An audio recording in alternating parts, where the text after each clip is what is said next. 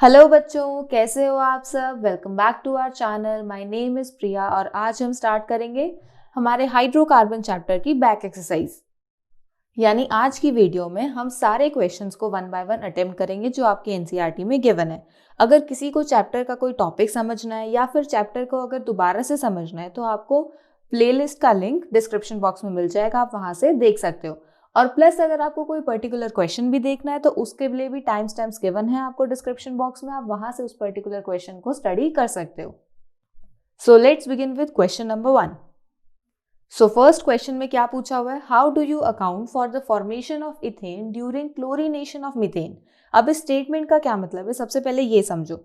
इस स्टेटमेंट के अंदर बोला हुआ है कि आप अगर हम इसको जनरली देखें कि मिथेन से हम इथेन की फॉर्मेशन कैसे करेंगे, प्लस आपको रिएक्शन भी गिवन है कि आपको मिथेन से इथेन की फॉर्मेशन क्लोरीनेशन की हेल्प से करनी है।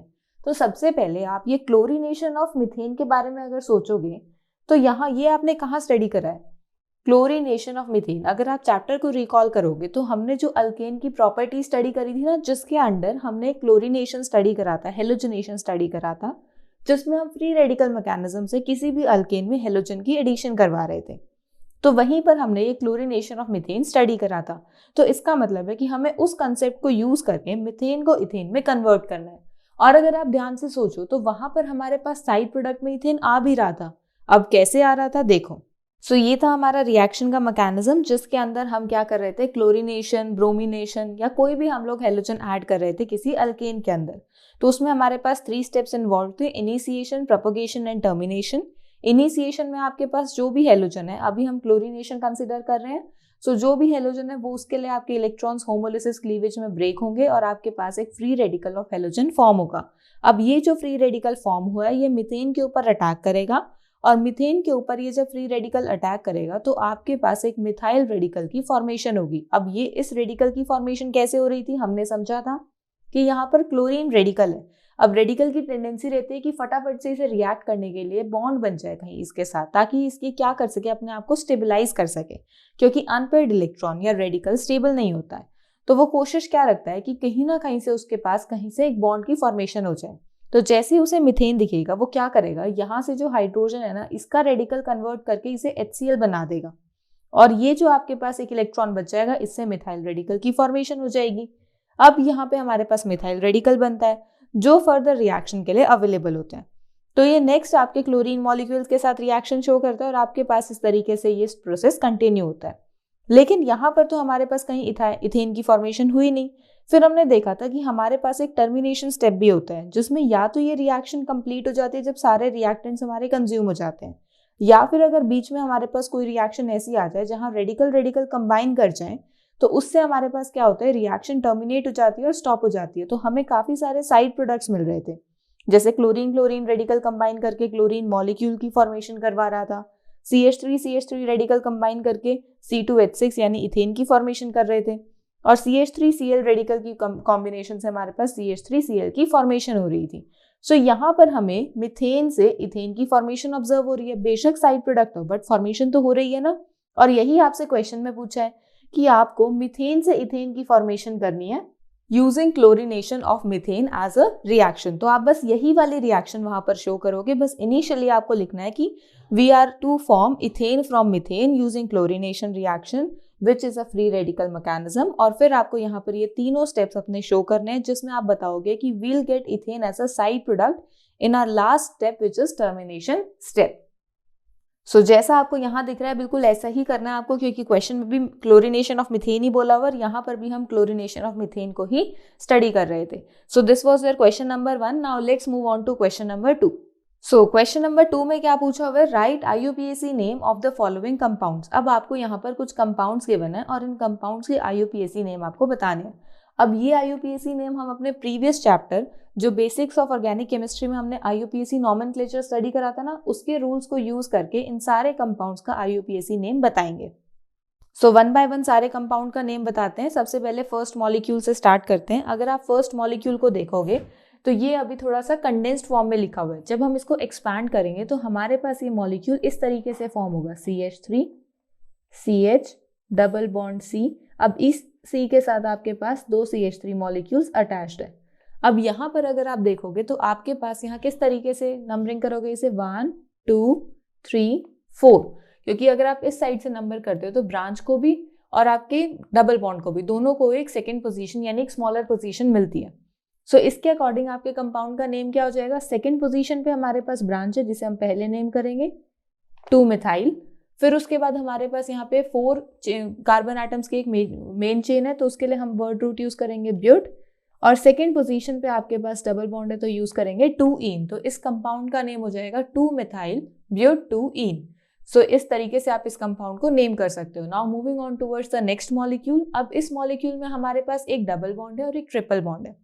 तो जब हमारे पास डबल और ट्रिपल बॉन्ड एक ही मॉलिक्यूल में होते हैं तो उसके लिए हमें फॉलो करनी पड़ेगी हमारी प्रायोरिटी सीक्वेंस, और प्रायोरिटी सीक्वेंस के अकॉर्डिंग हम ट्रिपल बॉन्ड को प्रायोरिटी देते हैं as compare to double bond. लेकिन अगर इन दोनों की पोजीशन में कुछ ऐसे डिफरेंस आ रहा है, क्योंकि देखो अगर आप यहाँ से नंबरिंग करोगे 1 2 3 4 5, तो आपके पास फर्स्ट पोजीशन पर तो डबल बॉन्ड है और थर्ड पोजीशन पर ट्रिपल बॉन्ड है। लेकिन आप यहाँ से नंबरिंग करो 1 2 3 4 5, अब इसके अकॉर्डिंग सेकेंड पोजीशन पर ट्रिपल बॉन्ड है और फोर्थ पोजीशन पर डबल बॉन्ड है। सो यहाँ पर जब आप इन दोनों नंबरिंग को देखोगे तो आपको ये ऑब्जर्व हो रहा है कि जो आपके दोनों मल्टीपल बॉन्ड्स हैं ये डिफरेंट डिफरेंट पोजीशंस पर आ रहे हैं। तो अब आप क्या करोगे, आप एक शॉर्टर नंबर कंसिडर करोगे। सो यहाँ पर हमारे पास देखना है तो फर्स्ट और थर्ड पोजीशन, और यहाँ आप देखोगे तो सेकंड और फोर्थ पोजीशन। सो फर्स्ट और थर्ड पोजीशन आपके एक शॉर्टर पोजीशन प्रोवाइड कर रहे हैं। सो हम इस नंबरिंग को फॉलो करेंगे और इसे फॉलो नहीं करेंगे, ये हमने ऑलरेडी रूल्स में डिस्कस कर चुके हैं। सो इस कंपाउंड का नेम क्या हो जाएगा, अब ये 5 कार्बन की चेन है तो 5 कार्बन के लिए हम वर्ड रूट यूज करते हैं पेंट। पेंट के बाद अब आपके पास सेकंड पोजीशन पर तो ईन है और थर्ड पोजीशन पर आइन है, तो आप इसको नेम कैसे करोगे, सेकंड पे नहीं फर्स्ट पोजीशन पर 1 ईन एंड 3 आइन। तो इस कंपाउंड का नेम क्या हो जाएगा, पेंट 1 ईन 3 आइन। अब इसी तरीके से हम इस कंपाउंड का नेम करेंगे और अपने बाकी सारे कंपाउंड्स को भी नेम करेंगे। सो ये हो जाएंगे आपके बाकी सारे कंपाउंड्स के नॉमेनक्लेचर, जो हम नॉमेनक्लेचर के रूल्स को फॉलो कर ही नेम कर रहे हैं। जैसे यहाँ पर तो बिल्कुल वही चेन वाले नॉमेनक्लेचर यूज करना है। यहाँ पर आप देखोगे तो ये जो आप सोच रहे हो कि ये फिनाइल की ब्रांच हो जाएगी, बट इस ब्रांच के अंदर आपके पास एक फंक्शनल ग्रुप प्रेजेंट है तो आप इसे मेन चेन कंसिडर करोगे और फिनाइल को एक साइड चेन कंसिडर करोगे, यानी एक ब्रांच कंसिडर करोगे। तो फिनाइल आपके फोर्थ पोजीशन पर है, सो 4 फिनाइल, फिर 4 कार्बन एटम्स की चेन है ब्यूट और 1 ईन, क्योंकि फर्स्ट पोजीशन पर आपके पास डबल बॉन्ड है। सिमिलरली अगर आप यहाँ देखोगे तो फिनॉल के ऊपर आपका एक CH3 लगा हुआ है, किस पोजीशन पर लगा है वो आपको मेंशन करना और फिर फिनॉल ऐड कर देना है। अब यहाँ देखोगे इस कंपाउंड को तो इसे आप जब एक्सपैंड करके लिखोगे तो इस तरीके से आएगा। अब यहाँ पर आप जब नंबरिंग करोगे सो ये नंबरिंग के अकॉर्डिंग आपके पास एक 10 कार्बन एटम की चेन है जिसमें आपके पास 5th पोजीशन पर एक कॉम्प्लेक्स ब्रांच है। अब इस कॉम्प्लेक्स ब्रांच को हमने नेम कैसे करा था कि हम इसके अंदर भी प्रॉपर नॉमेनक्लेचर फॉलो करेंगे, बस यहाँ पर हमारे पास जो एन ईन आइन हम यूज करते हैं उसकी जगह ब्रांच का नॉमेनक्लेचर यूज करेंगे कि YL यूज करेंगे। सो यहाँ पर पहले हमने इस ब्रांच के अंदर नेम करा था, ब्रांच के अंदर ब्रांच आपको ऑब्जर्व हो रही है सेकेंड पोजीशन पर मिथाइल ग्रुप, सो 2 मिथाइल, और ब्रांच है आपके पास 3 कार्बन एटम की प्रोपाइल, सो 5th पोजीशन पर आपके पास है 2 मिथाइल प्रोपाइल, और फिर 10 कार्बन एटम की एक लॉन्ग चेन है विच इज डेकेन। और सिमिलरली आप अपने इस कंपाउंड को भी नेम करोगे। So this was your question number 2। Now let's move on to question number 3। Question number 3 में क्या पूछा हुआ है, for the following compounds write structural formulas and IUPAC name for all possible isomers having the number of double और triple bonds as indicated. अब इस question का क्या मतलब है, देखो आपको यहाँ पर 2 कंपाउंड्स गिवन है और इन दोनों कंपाउंड्स के लिए आपको मॉलिक्यूलर फॉर्मूला गिवन है, आपको इनके स्ट्रक्चरल फॉर्मूलाज बताने हैं। स्ट्रक्चरल फॉर्मूलाज का मतलब है कि इनकी स्ट्रक्चरल रिप्रेजेंटेशन बतानी है, प्लस साथ में आपको उनके सारे पॉसिबल आइसोमर्स ड्रॉ करने हैं और उसके IUPAC नॉमेनक्लेचर को भी आपको डिफाइन करना है। और आपको यहाँ पर ये भी गिवन है कि आपके किस कंपाउंड में क्या अवेलेबल है, कि इस कंपाउंड में आप एक डबल बॉन्ड यूज करोगे और इस कंपाउंड में आप एक ट्रिपल बॉन्ड यूज करोगे। सो इस तरीके से आपको ये 2 मॉलिक्यूल्स गिवन है, इनके जब हम पॉसिबल आइसोमर्स ड्रॉ करेंगे तो अगेन हम अपना hit and trial method use करेंगे और इसके पॉसिबल आइसोमर्स हम ड्रॉ करेंगे। सो जब हम इनके आइसोमर्स को ड्रॉ करते हैं तो first molecule which is C4H8, हमें इसके लिए ये पॉसिबल आइसोमर्स मिलते हैं और इसका हमने रूल्स को यूज करके नॉमेनक्लेचर भी IUPAC नॉमेनक्लेचर भी डिफाइन करा इनका। सिमिलरली हमने C5H8 मॉलिक्यूल के भी पॉसिबल आइसोमर्स ड्रॉ करें और उसका IUPAC नेम भी बताया है। अब यहाँ पर आपके पास अगर ये 1 डबल बॉन्ड और 1 ट्रिपल बॉन्ड क्वेश्चन में गिवन ना हो तो क्या आप आइडेंटिफाई कर सकते हो कि इस मॉलिक्यूल में हमारे पास एक डबल बॉन्ड आएगा और इस मॉलिक्यूल में एक ट्रिपल बॉन्ड आएगा? बिल्कुल आइडेंटिफाई कर सकते हो, क्योंकि अगर आपके पास ये गिवन नहीं है तो हम ऑलरेडी स्टडी कर चुके हैं कि हमारे पास अल्केन, अल्कीन और अल्काइन के लिए एक जनरल फॉर्मूला है, और अगर उस जनरल फॉर्मूला में हमारे पास कोई मॉलिक्यूल फिट होता है तो उसके अकॉर्डिंग हम बोलते हैं कि इस मॉलिक्यूल के अंदर हमारे पास डबल बॉन्ड आएगा या फिर ट्रिपल बॉन्ड आएगा। सो अगर हम उन जनरल फॉर्मूलाज को रिकॉल करें तो हमारे पास जो जनरल फॉर्मूला था वो था CnH2n+2 for alkane, CnH2n for alkene and CnH2n-2 for alkyne. So हमारे पास यहाँ पर एक अल्कीन है और अल्काइन है, अभी हमें पता है क्योंकि यहाँ डबल और यहाँ ट्रिपल बॉन्ड है। सो अगर हम इस फॉर्मूला को देखें तो ये फॉर्मूला आपका इस जनरल फॉर्मूला को फॉलो करना चाहिए। सो इसमें आपके n की वैल्यू 2 है, 4 है और 2n की वैल्यू क्या हो जाएगी 8, तो ये फॉलो कर रहा है। और इस मॉलिक्यूल में आपके पास n की वैल्यू 5 है, सो 2n-2 की वैल्यू क्या होगी 2 × 5 - 2 which comes out to be 8, तो विच मीन्स ये इसे फॉलो कर रहा है। तो ये एक अल्कीन है और ये एक अल्काइन है, विच डिफाइंस कि यहाँ पर हमारे पास एक डबल बॉन्ड आएगा और यहाँ एक ट्रिपल बॉन्ड आएगा। तो अगर आपको क्वेश्चन में गिवन ना हो कि इस मॉलिक्यूल में एक डबल या ट्रिपल बॉन्ड एग्जिस्ट कर रहा है, तो रादर देन वेस्टिंग टाइम कि हम इसका स्ट्रक्चर कैसे ड्रॉ करें, अल्केन में तो फॉर्म ही नहीं हो रहा स्ट्रक्चर, आप पहले उसे जनरल फॉर्मूला से चेक कर लो कि हमारे पास ये मॉलिक्यूल कौन सा है, अल्केन है, अल्कीन है या अल्काइन है, और उसी के अकॉर्डिंग फिर आप उसके पॉसिबल स्ट्रक्चर्स को ड्रॉ करो। So this was your question number 3। Now let's move on to question number 4। Question number 4 में क्या पूछा है अब, write IUPAC name of products obtain by ozonolysis of the following compound. अब इस क्वेश्चन के अंदर ये बोला है कि आपको कुछ कंपाउंड्स गिवन है और इन कंपाउंड्स के आपको ओजोनोलिसिस शो करनी है। ओजोनोलिसिस हम ऑलरेडी स्टडी कर चुके हैं हमारी अल्कीन्स की प्रॉपर्टीज में, जिसके अंदर हमने देखा था कि अगर हमारे पास कोई अल्कीन है और उसको हम ओजोन दे रहे हैं तो उस टाइम पर हमारे पास जो अल्कीन का डबल बॉन्ड है उसे हम ब्रेक करेंगे और उसके दोनों तरफ ऑक्सीजन की अटैचमेंट करेंगे, तो हमारे पास कुछ प्रोडक्ट्स आएंगे। वो एल्डिहाइड हो सकते हैं या कीटोन्स हो सकते हैं। अब ये जो आपके पास प्रोडक्ट्स आ रहे हैं इस रिएक्शन को बोलते हैं ओजोनोलिसिस रिएक्शन। तो बस आपको यहाँ पर ये जो कंपाउंड गिवन है इन कंपाउंड्स की ओजोनोलिसिस रिएक्शन शो करनी है, और जो भी आपके पास प्रोडक्ट्स आए उसका IUPAC नेम उसके रूल्स के अकॉर्डिंग, IUPAC नॉमेनक्लेचर रूल्स के अकॉर्डिंग डिफाइन करना है। So let's start with the first molecule which is pent two yne.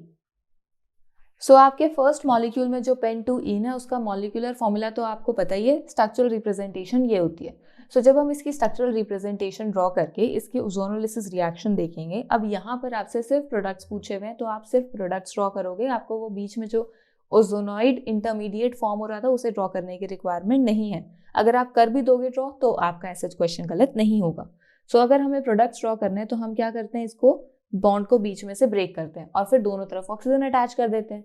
सो हमारे पास यहाँ पर फॉर्मेशन होगी CHO और दूसरे मॉलिक्यूल की फॉर्मेशन होगी यहाँ पर CHO, CH2, CH2, CH3 की। सॉरी, यहाँ पर एक CH2 कम होगा।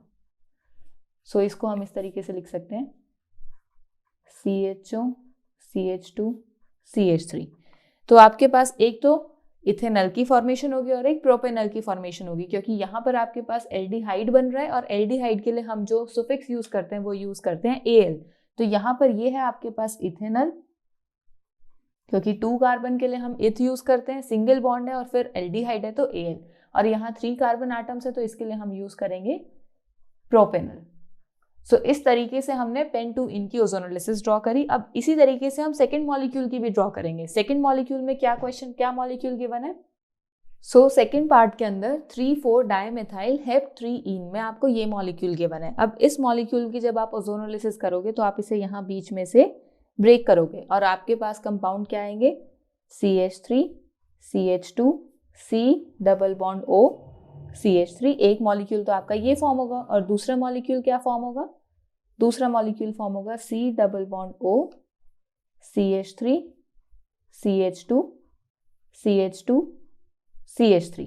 सो ये दोनों आपके पास मॉलिक्यूल्स फॉर्म हो रहे हैं। अब इनको आप नेम कर दो। यहाँ देखोगे तो आपके पास 1, 2, 3, 4 आपके पास 4 कार्बन एटम का एक कीटोन फॉर्म हो रहा है और आपके पास यहाँ सेकंड पोजीशन पर आपको कीटोन दिख रहा है। तो यहाँ पर इस कंपाउंड का नेम हो जाएगा ब्यूट, सिंगल बॉन्ड है तो एन, 2 ओन। सिमिलरली यहाँ पर आप देखोगे तो 1, 2, 3, 4, 5 कार्बन एटम्स के लिए पेंट, सिंगल बॉन्ड के लिए एन, और सेकंड पोजीशन पर है ओन, सो पेंटेन टू ओन। सो इस तरीके से आपने दोनों पार्ट्स की ओजोनोलिसिस रिएक्शन ड्रॉ करी है। सिमिलरली हम थर्ड पार्ट के लिए भी बनाएंगे ओजोनोलिसिस रिएक्शन। सो ये है आपकी थर्ड पार्ट की ओजोनोलिसिस, जिसमें हमने 2 इथाइल ब्यूट 1 आयन की जब ओजोनोलिसिस कर रहे हैं तो इससे हमारे पास मिथेनल और पेंटेन 3 ओन की फॉर्मेशन हो रही है। सिमिलरली हम फोर्थ पार्ट की भी ओजोनोलिसिस करेंगे, जिसमें आपको गिवन है 1 फिनाइल ब्यूट 1 ईन। तो ये आपके पास 1 फिनाइल ब्यूट 1 ईन का स्ट्रक्चर है और इसकी जब आप ओजोनोलिसिस करोगे तो यहाँ पर आपका बॉन्ड ब्रेक होगा और आपके पास बेंजल्डिहाइड और प्रोपेनॉल की फॉर्मेशन होगी।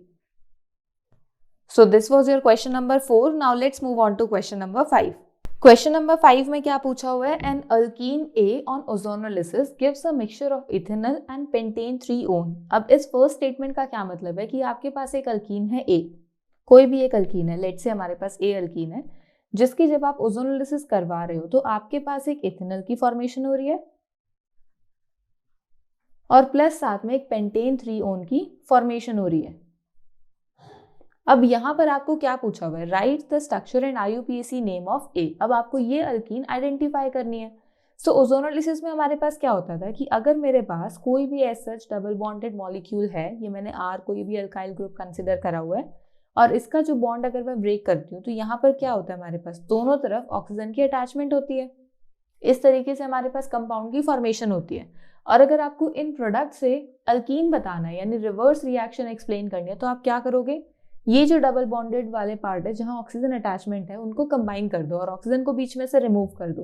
तो आप क्या करोगे? यहाँ पर R डबल बॉन्ड R इस तरीके से कंबाइन कर दोगे इन्हें और ये आपके पास अल्कीन आ जाएगी। तो आपको कुछ नहीं करना, ये जो इथेनॉल है और पेंटेन 3-one है, इनके जो ऑक्सीजन वाले पार्ट है जहां आपको ये ऑक्सीजन अटैचमेंट शो हो रही है उसको एक दूसरे के साथ कंबाइन करो, बीच में से ऑक्सीजन को रिमूव करो और डबल बॉन्ड को डबल बॉन्ड के साथ जोड़ दो। आपके पास वापस से आपकी अल्कीन की फॉर्मेशन हो जाएगी। सो जब हम इस क्वेश्चन को अटेम्प्ट करेंगे, हमारे पास एक इथेनॉल है और दूसरा पेंटेन 3-one है। अब इस मॉलिक्यूल के अंदर आप देखोगे तो यहाँ पर हमें क्या करना है? वापस से अल्कीन करनी है, दोनों को कंबाइन करना पड़ेगा और ये जो आपका ऑक्सीजन वाला पार्ट है इसमें से ऑक्सीजन को रिमूव कर दो और ये डबल बॉन्ड्स को कंबाइन कर दो। तो आपके पास किस मॉलिक्यूल की फॉर्मेशन होगी? CH3 CH double bond C CH2 CH3 CH2 CH3। और इस मॉलिक्यूल का जब आप IUPAC नॉमेनक्लेचर देखोगे तो वो आपको कैसे शो करना है? यहाँ पर देखो 1 2 3 4 5, थर्ड पोजीशन पर एक ब्रांच है और सेकंड पोजीशन पर double bond, which means third position पर क्या ब्रांच है? इथाइल ब्रांच है, total 5 carbon atom, pent. Second position पर है एक डबल बॉन्ड, सो 2-ene। सो इस कंपाउंड का नेम क्या हो जाएगा? 3 इथाइल पेंट 2-ene। सो इस तरीके से आपके पास क्या होगा? अगर आप रिवर्स ऑफ ओजोनोलिसिस करोगे तो उससे आपका जो ये रिएक्शन का जो इनिशियल अल्कीन था जिससे आपने ओजोनोलिसिस के प्रोडक्ट्स बनाए हैं वो आपको वापस से ऑब्टेन हो जाएगा। So this was your question number 5। Now let's move on to question number 6। Question number 6 में क्या पूछा हुआ है? An alkene A contains 3 carbon carbon single bond, 8 CH sigma bonds and 1 CC pi bond. यानी अगर हम फर्स्ट स्टेटमेंट देखें तो फर्स्ट स्टेटमेंट के अकॉर्डिंग हमारे पास जो कंपाउंड है उस कंपाउंड में आपके पास 3 तो ऐसे कार्बन कार्बन के सिंगल बॉन्ड्स हैं, विच मीन्स 1 2 एंड 3। तो इसका मतलब है कि आपके पास 4 कार्बन आटम्स है इस चेन के अंदर। फिर आपके पास है 8 CH बॉन्ड्स यानी कि C4 और H8 हो गया। अब इसके अंदर कहीं ना कहीं एक डबल बॉन्ड होगा, आपने कहीं पर भी एक डबल बॉन्ड लगा दिया, या तो यहाँ लगा दो या इस पोजीशन पर लगा दो। अब ये पोजीशन आपके डिसाइड करेगी नेक्स्ट स्टेटमेंट। नेक्स्ट स्टेटमेंट में क्या बोला हुआ है? A on ozonolysis gives 2 moles of an aldehyde। अब यहाँ पर आपके पास क्वेश्चन में एक कैच है। यहाँ पर हमारे पास ओजोनोलिसिस रिएक्शन अगर हम करते हैं तो यहाँ से ओजोनोलिसिस करें या यहाँ से ओजोनोलिसिस करें, तो जैसे हमने सीखी है उसके अकॉर्डिंग अभी यहाँ कोई ब्रांच नहीं है तो आपको दोनों से ही एल्डिहाइड के प्रोडक्ट्स मिलेंगे। बट अगर आप यहाँ से इसे ब्रेक करोगे, जैसे फॉर एग्जाम्पल आपके पास मान लो ये रिएक्शन है CH double bond CH CH3 और एक है आपके पास CH3 CH2 CH double bond CH2। अब अगर आप यहाँ से ब्रेक करोगे तो आपको क्या ऑब्टेन होगा? CH3 CHO और दूसरा भी यही मॉलिक्यूल मिलेगा। लेकिन अगर आप यहाँ से इसकी ओजोनोलिसिस करोगे तो आपको क्या मिलेगा? CH3 CH2 CHO plus CH2O, यानी 2 अलग अलग एल्डिहाइड्स की फॉर्मेशन हो रही है। पर यहाँ पर क्या बोला है 2 moles of N aldehyde, which means कि एक ही एल्डिहाइड के 2 मोल्स बन रहे हैं। सो यहाँ पर क्या हो रहा है, दोनों सेम एल्डिहाइड्स आ रहे हैं तो एक ही एल्डिहाइड के आपके 2 मोल्स बन रहे हैं। सो यहीं से हमें क्लियर हो गया कि हमारे पास जो मॉलिक्यूल है वो ये वाला मॉलिक्यूल है। बस आपको यही आइडेंटिफाई करना था और इसका यूपीएसी नेम बताना है। सो अगर आपके पास ये कंपाउंड है ब्यूट-2-ईन, इसकी ओजोनोलिसिस करोगे तो आपको 2 मोल्स ऑफ सेम एल्डिहाइड्स की फॉर्मेशन हो रही है। तो दिस मीन्स कि आपका जो अल्कीन ए है वो है ब्यूट-2-ईन। So this was your question number 6। Now let's move on to question number 7।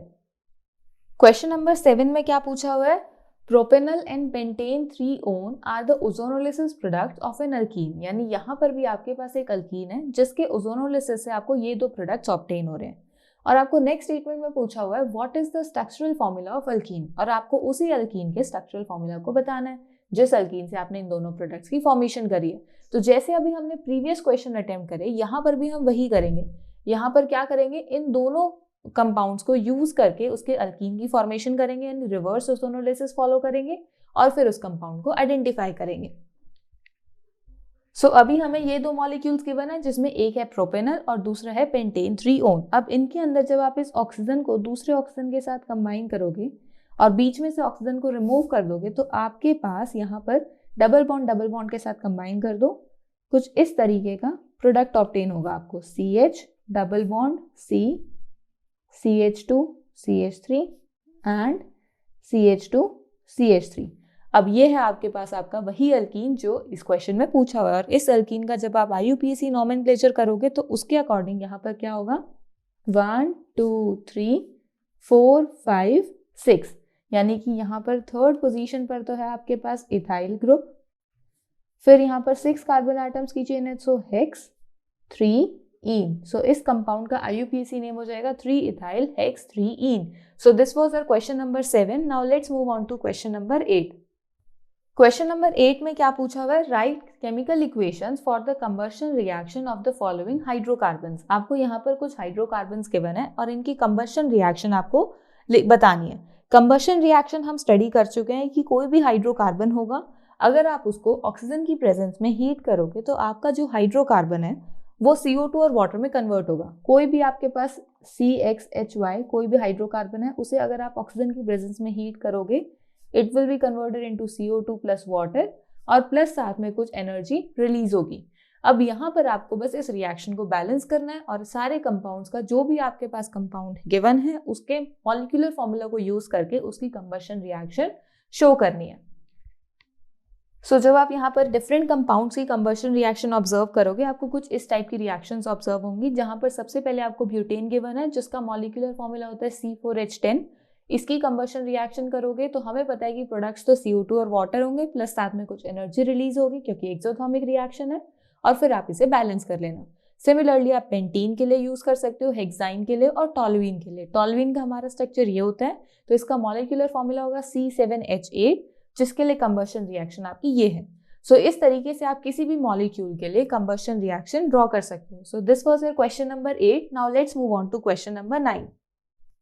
Question number 9 में क्या पूछा हुआ है, draw the cis and trans structure of हेक्स-2-ईन। अब यहाँ पर आपको मॉलिक्यूल गिवन है हेक्स-2-ईन, इसके लिए आपको सिस और ट्रांस स्ट्रक्चर्स ड्रॉ करने हैं and which isomer will have higher boiling point and why.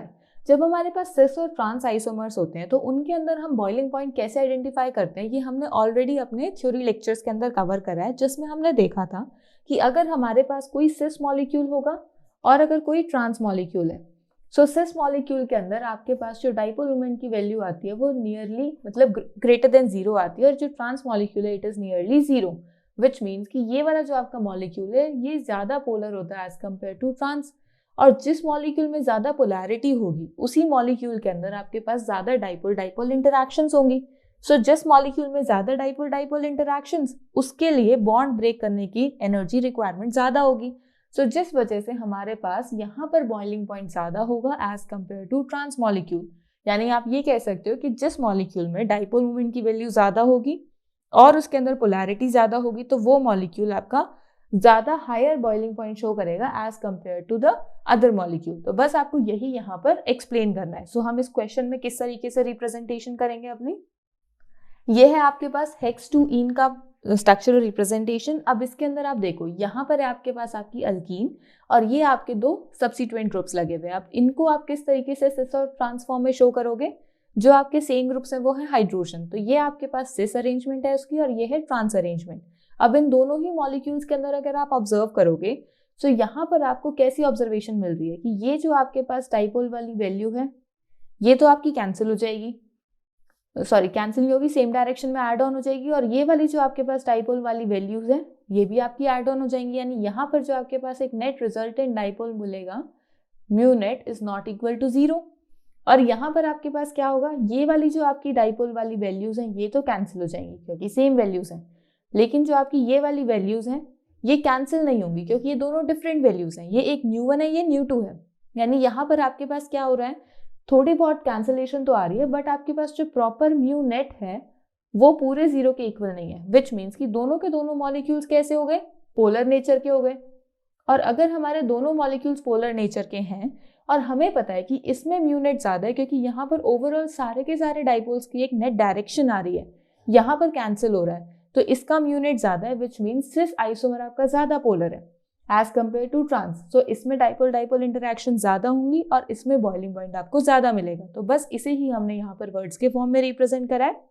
Net dipole moment of cis isomer is greater as compared to trans isomer, hence cis isomer is more polar than the trans isomer. The higher the polarity, the greater is the intermolecular dipole-dipole interactions and the higher will be the boiling point. Hence cis isomer will have higher boiling point than trans isomer. So this was your question number 9. Now let's move on to question number 10. Question number 10 में क्या पूछा हुआ है? Why is benzene extraordinary stable though it contains 3 double bonds? अब इस statement में क्या पूछा है, देखो इस स्टेटमेंट के अंदर बोला है कि बेंजीन के पास 3 डबल बॉन्ड्स होते हैं। बिल्कुल करेक्ट। जब हम बेंजीन का स्ट्रक्चर ड्रॉ करते हैं तो बेंजीन इस फॉर्म में एग्जिस्ट करता है। अब यहाँ पर इसमें ये बोला हुआ है कि बेंजीन के पास 3 डबल बॉन्ड्स होने के बावजूद भी ये एक्स्ट्रा स्टेबिलिटी दिखाता है। अब ऐसा क्यों?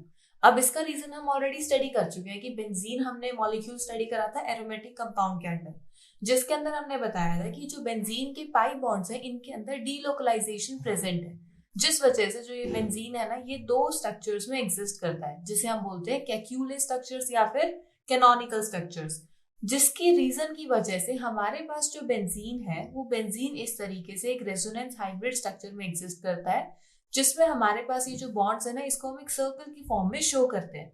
सो ये जो डीलोकलाइजेशन है, रेजोनेंस है, इसी वजह से हमारे पास मॉलिक्यूल में एक एक्स्ट्रा स्टेबिलिटी आती है। और रेजोनेंस का कंसेप्ट हम ऑलरेडी अपने प्रीवियस चैप्टर के अंदर कवर कर चुके हैं कि जहां पर भी जिस भी मॉलिक्यूल में आपके पास रेजोनेंस प्रेजेंट होगी वो मॉलिक्यूल एक एक्स्ट्रा स्टेबिलिटी दिखाता है बिकॉज ऑफ कॉन्जुगेशन। तो यही रीजन यहाँ हम बेंजीन के लिए देंगे। सो अगर हमें इसे अपने क्वेश्चन के अंदर आंसर फॉर्म में लिखना हो तो कैसे लिखेंगे? Benzene is extraordinarily stable because though it contains 3 double bonds, this is due to the following reason. Benzene is resonance hybrid of 2 canonical forms. हमारे पास बेंजीन 2 canonical forms में exist करता है, उसका एक resonance hybrid जो है ना वो हमारे पास actual structure होता है बेंजीन का। In the resonance hybrid, all the 6 pi electrons are completely delocalized. हमारे पास ये जो 6 pi electrons है यहाँ पर 3 pi bonds है, ये complete delocalization show करते हैं। This results in resonance stabilization or hence benzene is extraordinarily stable. So this was your question number 10. Now let's move on to question number 11. Question number 11 में क्या पूछा हुआ है? What are necessary conditions for a system to be aromatic? अब इस question में क्या पूछा है कि अगर आपको किसी सिस्टम को एरोमेटिक डिफाइन करना है कि ये हमारे पास जो हमारा सिस्टम है या फिर आप कह सकते हो हमारा कंपाउंड है, जो क्लोज्ड रिंग सिस्टम है, ये हमारे पास ये एरोमेटिक है या नहीं है, उसके लिए हमने 3 कंडीशन स्टडी करी थी जब हम एरोमेटिसिटी कॉन्सेप्ट स्टडी कर रहे थे। तो आपको बस वो 3 कंडीशन ही यहाँ पर बतानी है। सो उन 3 कंडीशंस में हमने क्या देखा था कि हमारे पास फर्स्ट कंडीशन थी प्लेनरिटी, और प्लेनरिटी में हमने देखा था कि हमारे पास मॉलिक्यूल अगर प्लेनर होगा, प्लेनर इन द सेंस अगर इस प्लेन ऑफ पेपर में होगा, ना इसके अबव और ना इसके बिलो। अब अबव और बिलो वाला एग्जाम्पल हम ऑलरेडी डिस्कस कर चुके हैं, वो वाला एग्जाम्पल जो टेट्राहेड्रल का केस था जिसमें हमारे पास क्या था, इस तरीके से हमारे पास एक कॉम्प्लेक्स था जो ये कंपाउंड है, इसके जो ये लाइन वाले बॉन्ड्स हैं, ये तो प्लेन ऑफ पेपर में है, लेकिन ये जो वेज और डैश प्रोजेक्शन दे रखी है, ये एक अबव द प्लेन है और ये बिलो द प्लेन है। तो अगर आपके पास कोई ऐसा कंपाउंड आता है, ऐसा सिस्टम आता है जिसमें आपको अबव द प्लेन या बिलो द प्लेन कुछ ऑब्जर्व हो रहा है उस मॉलिक्यूल के अंदर, तो वो मॉलिक्यूल नॉन प्लेनर कैटेगराइज हो जाता है। तो आपको फर्स्ट आपकी जो कैरेक्टरिस्टिक्स है, फर्स्ट कंडीशन है जो एरोमेटिसिटी के लिए, वो है प्लेनैरिटी, यानी मॉलिक्यूल में प्लेनैरिटी होनी जरूरी है। Molecule should be planar.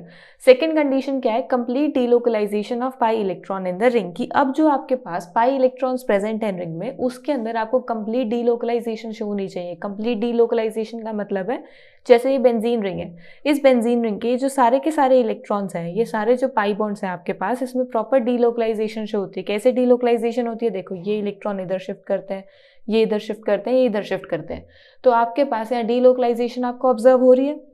तो जब आपको कुछ ऐसी डीलोकलाइजेशन ऑब्जर्व होती है, उसे हम बोलते हैं कि हमारे पास सिस्टम में एरोमेटिसिटी होगी। और लास्ट आपकी जो फाइनल कंडीशन है, वो है कि जो आपकी डीलोकलाइजेशन आपने इलेक्ट्रॉन्स शो कर रहे हैं, ये 4n+2 पाई इलेक्ट्रॉन सिस्टम को फॉलो करना चाहिए। अब ये क्या है? ये एक हकल रूल है। इसके अकॉर्डिंग आपके पास n की वैल्यू कोई भी होल नंबर हो सकती है, 0 से लेकर एनीथिंग। बट आपको ये ध्यान रखना है कि अगर वहां पर जो आपके पाई इलेक्ट्रॉन्स हैं 4n+2 पाई इलेक्ट्रॉन रूल को फॉलो कर रहे हैं, तभी वो कंडीशन जो है आपकी एरोमेटिसिटी को एक्सप्लेन करेगी, वरना वो आपका जो मॉलिक्यूल है वो एरोमेटिक नेचर का नहीं होगा। सो ये तीनों कंडीशंस आपको इस क्वेश्चन के अंदर बतानी है, प्लस आप कुछ एग्जांपल्स भी दे सकते हो। बेंजीन रिंग का दे सकते हो, फिर इस तरीके से साइक्लोपेंटाडाइनाइल एनाइन का दे सकते हो, जिसके अंदर आप बता सकते हो कि ये प्लेनर भी हैं, इनमें कंप्लीट डीलोकलाइजेशन भी, और ये 4n+2 pi electron rule which is Huckel rule को भी फॉलो कर रहे हैं। So this was your question number 11। Now let's move on to question number 12। Question number 12 में क्या पूछा हुआ है? Explain why the following systems are not aromatic. अब यहाँ पर आपको स्टेटमेंट में ही एक छोटा सा सोल्यूशन गिवन है। देखो कैसे गिवन है। सबसे पहले तो स्टेटमेंट को देखो। स्टेटमेंट में पूछा हुआ है कि आपको कुछ मॉलिक्यूल्स गिवन है और ये मॉलिक्यूल्स एरोमेटिक क्यों नहीं है। नॉट एरोमेटिक आपको क्वेश्चन में ही गिवन है कि मॉलिक्यूल्स एरोमेटिक ही नहीं है, तो बिल्कुल स्ट्रेट फॉरवर्ड हो गया ना कि हमें एरोमेटिसिटी की कंडीशंस पता है। अगर उनमें से किसी कंडीशन को ये फॉलो नहीं कर रहे, तो इसका मतलब है कि ये स्ट्रक्चर एरोमेटिक नेचर के नहीं है। सो हमने 3 कंडीशन स्टडी करी थी। फर्स्ट कंडीशन थी हमारी प्लेनैरिटी, सेकेंड कंडीशन में थी हमारे पास डीलोकलाइजेशन,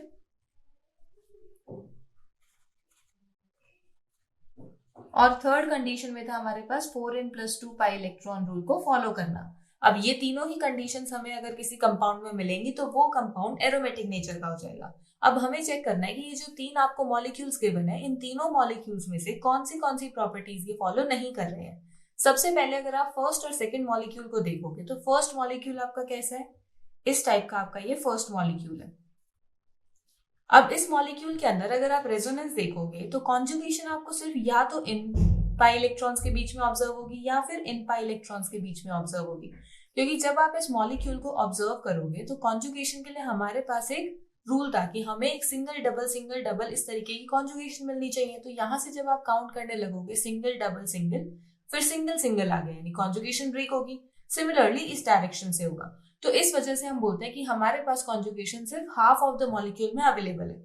और हाफ ऑफ द मॉलिक्यूल का मतलब है कि यहाँ पर आपके पास 2 पाई बॉन्ड्स है, और 2 पाई बॉन्ड्स का मतलब है 4 पाई इलेक्ट्रॉन्स।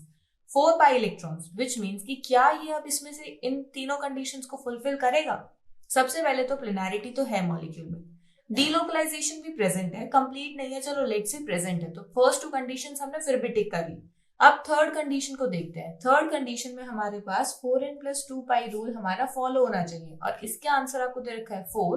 तो यहां से जब आप इसको सॉल्व करोगे तो n की value comes out to be 1/2, which is not possible, क्योंकि n की वैल्यू तो 0, 1, 2, 3 कोई होल नंबर हो सकता है, फ्रैक्शन तो हो नहीं सकती। विच मीन्स कि यहाँ पर आपके पास ये जो मॉलिक्यूल है ये थर्ड कंडीशन को फुलफिल नहीं कर रहा है, इस वजह से ये मॉलिक्यूल नॉन एरोमेटिक नेचर का है।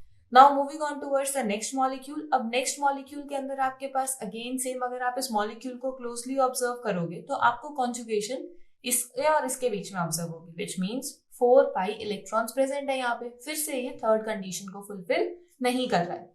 Now moving on towards the next molecule. अब नेक्स्ट मॉलिक्यूल आपका जो है ये इस फॉर्म में एग्जिस्ट कर रहा है। अब यहाँ पर आपके जैसी मॉलिक्यूल को ऑब्जर्व करोगे तो यहाँ एक गलती हो जाएगी स्टूडेंट से। सबसे बड़ी गलती यही होती है। क्या गलती होती है? वो देखेंगे कि ठीक है यहाँ पर कॉन्जुगेशन है, कॉन्जुगेशन कंप्लीट है, अब उन्हें स्ट्रक्चर देख के समझ नहीं आएगा कि कैसा स्ट्रक्चर है, प्लेनर नॉन प्लेनर, क्योंकि ऑब्वियस सी बात है स्ट्रक्चर देख के आप नहीं समझ सकते अनलेस एंड अनटिल आप उसको प्रैक्टिस ना करो या फिर आपको उन मॉलिक्यूल्स का आइडिया ना हो। सो आप यहाँ देखोगे कि यहाँ पर हमारे पास 4 पाई बॉन्ड्स हैं और 4 पाई बॉन्ड्स का मतलब है कि यहाँ पर 8 पाई इलेक्ट्रॉन्स प्रेजेंट है। 8 पाई इलेक्ट्रॉन्स प्रेजेंट है तो हमारे पास यहाँ थर्ड कंडीशन फुलफिल नहीं हो रही, इस वजह से ये हमारे पास इसका एरोमेटिक नेचर नहीं है। बट अगर आपने इसको ऐसे टिक कर दिया कि एरोमेटिक नहीं है तब तो आपका क्वेश्चन ठीक हो जाएगा। बट मान लो किसी क्वेश्चन में ये पूछा होगा कि इसका रीजन बताओ कि why is this molecule not aromatic in nature, तो आपका एक रीजन तो ठीक है कि 4n+2 पाई सिस्टम हमारा ये फॉलो नहीं कर रहा, बट जो इसका मेन रीजन है वो है आपकी first condition which is planarity. आपका ये जो मॉलिक्यूल है ये प्लेनर फॉर्म में एग्जिस्ट ही नहीं करता। बिल्कुल ध्यान रखना है कि आपके पास अगर साइक्लो ऑक्टा टेट्राईन मॉलिक्यूल होगा, ये है आपके पास एक साइक्लो ऑक्टा टेट्राईन मॉलिक्यूल, ये कभी भी प्लेनर फॉर्म में एग्जिस्ट करता ही नहीं है। ये मॉलिक्यूल एग्जिस्ट करता है टब लाइक मैनर में, यानी ये मॉलिक्यूल एग्जिस्ट करेगा इस तरीके से। और अगर ये इस तरीके से एग्जिस्ट करेगा, एक टब लाइक मैनर में एग्जिस्ट करेगा, तो ये मॉलिक्यूल तो प्लेनर ही नहीं है। और जो मॉलिक्यूल प्लेनर नहीं होता वो फर्स्ट ही कंडीशन से रिमूव हो जाता है अपनी एरोमेटिसिटी दिखाने के लिए। तो ये मॉलिक्यूल एरोमेटिक क्यों नहीं है, इसका रीजन है because this is not a planar molecule. बस ये जो हमने यहाँ एक्सप्लेनेशन करी है इसे हमें अपने वर्ड्स की फॉर्म में इस आंसर के लिए लिखना है। तो हम इस आंसर को कैसे लिखेंगे? For a compound to be aromatic in nature it should follow some conditions, planarity, complete delocalisation and should follow 4n+2 pi electron rule. ये 3 कंडीशंस है। Molecule 1 and 2 does not fulfill second, third condition, that is they do not follow 4n+2 pi electron rule, so they are not aromatic in nature. अगर आपको थोड़ा और explain और लेंदी करना है इस मॉलिक्यूल को, इस आंसर को, तो जैसे मैंने एक्सप्लेनेशन दी थी ना आपको मॉलिक्यूल्स में डीलोकलाइजेशन दिखा के 4n+2 पाई इलेक्ट्रॉन रूल लिखकर, वैसे आप यहाँ पर भी लिख सकते हो। फिर नेक्स्ट में क्या है? In third molecule, planarity condition is not fulfilled as this molecule exists in a tub shape. यहाँ पर ये molecule tub shape में exist करता है, so it is not aromatic in nature. फिर आप शो कर सकते हो कि ये जो हमारे पास molecule है इसकी actual existence इस तरीके से, which is a not planar molecule. अगर non planar molecule है तो ये aromatic nature का नहीं होगा. So this was your question number 12. Now let's move on to question number 13.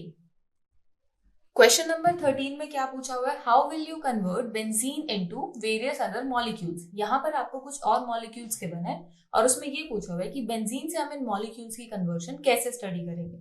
सो सबसे पहले आपको क्या गिवन है? Para nitro bromobenzene.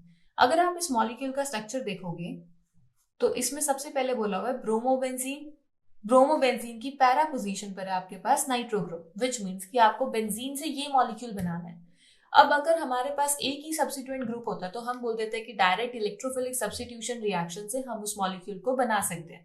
बट यहाँ पर एक ही मॉलिक्यूल में आपको दो सब्स्टिट्यूएंट ग्रुप्स विजिबल है, विच मीन्स कि यहाँ पर हमें directive influence of functional group को फॉलो करना पड़ेगा, जिसके अंडर हमने स्टडी करा था ना कि अगर हमारे पास कुछ एक्टिवेटिंग या डीएक्टिवेटिंग ग्रुप्स होंगे तो फर्दर उस बेंजीन रिंग के ऊपर अगर रिएक्शन होगी तो वहां पर आपको किस टाइप के मॉलिक्यूल्स मिलेंगे, क्या रिएक्शन होगी आपके पास, ऑर्थो पैरा प्रोडक्ट्स मिलेंगे या मेटा प्रोडक्ट्स मिलेंगे। सो इसलिए हमें यहाँ पर फॉलो करना पड़ेगा हमारा डायरेक्टिव इन्फ्लुएंस। और उसके अंडर हमने कुछ एग्जांपल्स देखे थे कि अगर हमारे पास मॉलिक्यूल में ये फंक्शनल ग्रुप प्रेजेंट होगा तो वो एक्टिवेटिंग ग्रुप का काम करेगा, और अगर ये मॉलिक्यूल्स प्रेजेंट होंगे तो वो डीएक्टिवेटिंग ग्रुप के काम करेंगे। सो हमने ये एग्जांपल्स देखे थे जिसके अंदर हमने देखा था कि ये हमारे पास कुछ ऑर्थो पैरा डायरेक्टिंग ग्रुप्स और ये कुछ मेटा डायरेक्टिंग ग्रुप्स हैं, और हेलोजेंस को हमने मॉडरेटली डीएक्टिवेटिंग कैटेगरी में तो कंसिडर कर रहा था, बट ये फिर भी हमें ऑर्थो पैरा डायरेक्टिंग ग्रुप्स ही देंगे, यानी कि हेलोजेंस और ये वाले कुछ एग्जांपल्स हमारे ऑर्थो पैरा डायरेक्टिंग नेचर के हैं और मेटा डायरेक्टिंग के हमारे पास कुछ ये एग्जांपल्स हैं। अब इन्हीं एग्जांपल्स को यूज करके हम क्या करेंगे, इस क्वेश्चन को सॉल्व करेंगे। So one by one start करते हैं। Let's begin with the first part. अब फर्स्ट पार्ट में आपको गिवन है कि बेंजीन से पैरा नाइट्रो ब्रोमोबेंजीन बनाना है, तो यहाँ पर आपको चेक करना पड़ेगा कि किस मॉलिक्यूल की अटैचमेंट से, किस फंक्शनल ग्रुप की अटैचमेंट से आपको अपने फाइनल सेकंड रिएक्शन के रिजल्ट्स ऑर्थो पैरा ग्रुप्स मिलते हैं। देखो, अगर आप यहाँ पर पहले क्या करो, अगर ब्रोमीन लगा दो, यानी कि पहले हम फर्स्ट स्टेप में क्या करें, जो बेंजीन रिंग है उसके ऊपर मैं अटैच करवा दूं ब्रोमीन, और अगर मैं सेकंड स्टेप की इलेक्ट्रोफिलिक सब्स्टिट्यूशन रिएक्शन करूं कि अब मैं इसके अंदर नाइट्रेशन कर रही हूँ, अब मैं इसके अंदर NO2 पॉजिटिव का अटैक करवा रही हूँ, तो मुझे क्या रिजल्ट मिलेगा। अब मुझे अभी हमने देखा था कि जो हेलोजेंस है वो ऑर्थो पैरा डायरेक्टिंग ग्रुप्स होते हैं, तो या तो ऑर्थो पर अटैक मिलेगा या पैरा पर अटैक मिलेगा, और हमें तो वही चाहिए। लेकिन अगर मान लो मैंने यहाँ पर ब्रोमीन के अटैक से पहले नाइट्रो ग्रुप का अटैक करवा दिया, तो नाइट्रो ग्रुप कैसा है? अब ये भी हमने अभी देखा था कि नाइट्रो ग्रुप एक मेटा डायरेक्टिंग ग्रुप का एग्जांपल है, विच मीन्स कि अगर अब मैं इसके अंदर ब्रोमिनेशन करवाती हूँ तो उस टाइम पर मेरे पास यहाँ पर मेटा पोजीशन पर ब्रोमीन ग्रुप का अटैचमेंट होएगा, यानी मेटा पोजीशन पर ब्रोमीन अटैच होगी, जिससे आपको जो डिजायर्ड मॉलिक्यूल है वो नहीं ऑब्टेन होगा। तो हमें यहाँ पर देखना पड़ेगा कि किस स्टेप को हमें पहले करवाना है और किस स्टेप को बाद में करवाना है। सो पहले आपको बेंजीन रिंग पर हेलोजन अटैच करवाना पड़ेगा, यानी कि पहले इसकी ब्रोमिनेशन करवानी पड़ेगी। ब्रोमिनेशन करवाने के लिए हम क्या करेंगे, मॉलिक्यूल Br2 तो कंसिडर करेंगे ही, साथ में हमारा हम ल्यूइस एसिड कंसिडर करेंगे, ताकि वो उस मॉलिक्यूल के जो हमारे पास इसमें जो भी मॉलिक्यूल है इलेक्ट्रोफिलिक सब्स्टिट्यूएंट रिएजेंट जो भी है आपके पास, उसमें से इलेक्ट्रोफाइल को जनरेट कर सके। ये मैकेनिज्म हमने स्टडी करा था। सो यहाँ पर आपके पास बेंजीन रिंग पर ब्रोमीन अटैच हो जाएगा। अब नेक्स्ट आप क्या करोगे, अब करोगे नाइट्रेशन। और नाइट्रेशन हम कैसे करवाते हैं, कॉन्सेंट्रेटेड HNO3 और कॉन्सेंट्रेटेड H2SO4 यूज करके। तो यहां पर आपके पास क्या होगा, यहां पर आपके पास ऑर्थो पैरा दो प्रोडक्ट्स आएंगे। एक बार आपके पास ऑर्थो अटैक आएगा और एक बार आपके पास इसी का पैरा अटैक आएगा। सो आपके पास जो पैरा प्रोडक्ट है ये मेजर होगा, क्योंकि यहाँ पर ऑब्वियस ही बात है, ये भी हमने डिस्कस करा था कि यहाँ पर स्टेरिक हिंड्रेंस कम होगी। स्टेरिक हिंड्रेंस भी हमने देखा था कि जब आप ये दो एटम्स को एक साथ लगाते हो, दो बड़े बड़े मॉलिक्यूल्स को एक साथ लगाओगे, तो इनके इलेक्ट्रॉन क्लाउड आपस में इंटरैक्शन शो करेंगे। उसको प्रिवेंट करने के लिए हम क्या करते हैं, उनको थोड़ी दूर दूर प्लेस करते हैं ताकि उसमें रिपल्शन कम हो और मॉलिक्यूल ज्यादा स्टेबल हो। तो हमारे पास ये मेजर होगा और यहीं से हमें ये ऑर्थो पैरा ग्रुप्स मिल रहे हैं, तो यहाँ से हमें हमारा डिजायर्ड मॉलिक्यूल मिल रहा है। सो इस तरीके से हम बेंजीन से पैरा नाइट्रो ब्रोमो बेंजीन की फॉर्मेशन करेंगे। सो this was your first part. अब इसी तरीके से हम बाकी पार्ट्स भी करेंगे। सेकंड पार्ट के अंदर आपको क्या बोला हुआ है, सेकंड रिएक्शन में आपको बोला हुआ है कि अब आपके पास जो बेंजीन है, बेंजीन से आपको फॉर्म करना है मेटा नाइट्रोक्लोरोबेंजीन, यानी कि अब आपको यहाँ पर मेटा नाइट्रोक्लोरोबेंजीन की रिएक्शन करवानी है कि क्लोरीन है और उसकी मेटा पोजीशन पर नाइट्रो ग्रुप है, यानी कि ये रिएक्शन करवानी है। अब ये तो वही रिएक्शन होगी जो हम यहाँ देख रहे थे, बस यहाँ पर हमने ब्रोमीन कंसिडर करा था। तो अब यहाँ पर हम क्या करेंगे, पहले इसके अंदर हम करवाएंगे नाइट्रेशन ताकि हमारे पास मेटा अटैक हो। तो हमारे पास सबसे पहले क्या आएगा, नाइट्रेशन करवाएंगे तो हमारे पास एक नाइट्रोबेंजीन आएगा। अब इसके ऊपर फर्दर जब हम क्लोरीनेशन करवाते हैं Cl2AlCl3 की प्रेजेंस में, तो हमारे पास मेटा पोजीशन पर क्लोरीन ग्रुप जाके अटैच होता है। तो यहाँ पर हमारे पास इस तरीके से मेटा नाइट्रोक्लोरोबेंजीन आ रहा है। अब ये मॉलिक्यूल चाहे आप इस तरीके से ड्रॉ करो या इस तरीके से ड्रॉ करो, बात तो एक ही है, बस आपने इस मॉलिक्यूल को रोटेट ही तो करा है कि इसको ऐसे घुमा दिया तो हमारे पास ये मॉलिक्यूल आ गया, सेम ही तो है। अगर आप इसकी नेमिंग देखोगे तो दोनों का नॉमेनक्लेचर सेम आएगा, meta nitrochlorobenzene, meta nitrochlorobenzene. So this was your second part. Now let's move on to the third part of the reaction, third part of the question. तो थर्ड पार्ट के अंदर आपको क्या बोला हुआ है, अब आपको यहाँ पर बेंजीन से फॉर्म करना है पैरा नाइट्रोटोलुईन, यानी कि अब आपके पास टोलुईन है जिसकी पैरा पोजीशन पर है नाइट्रो कंपाउंड, यानी फिर से हमें वही डायरेक्टिंग ग्रुप्स का देखना है।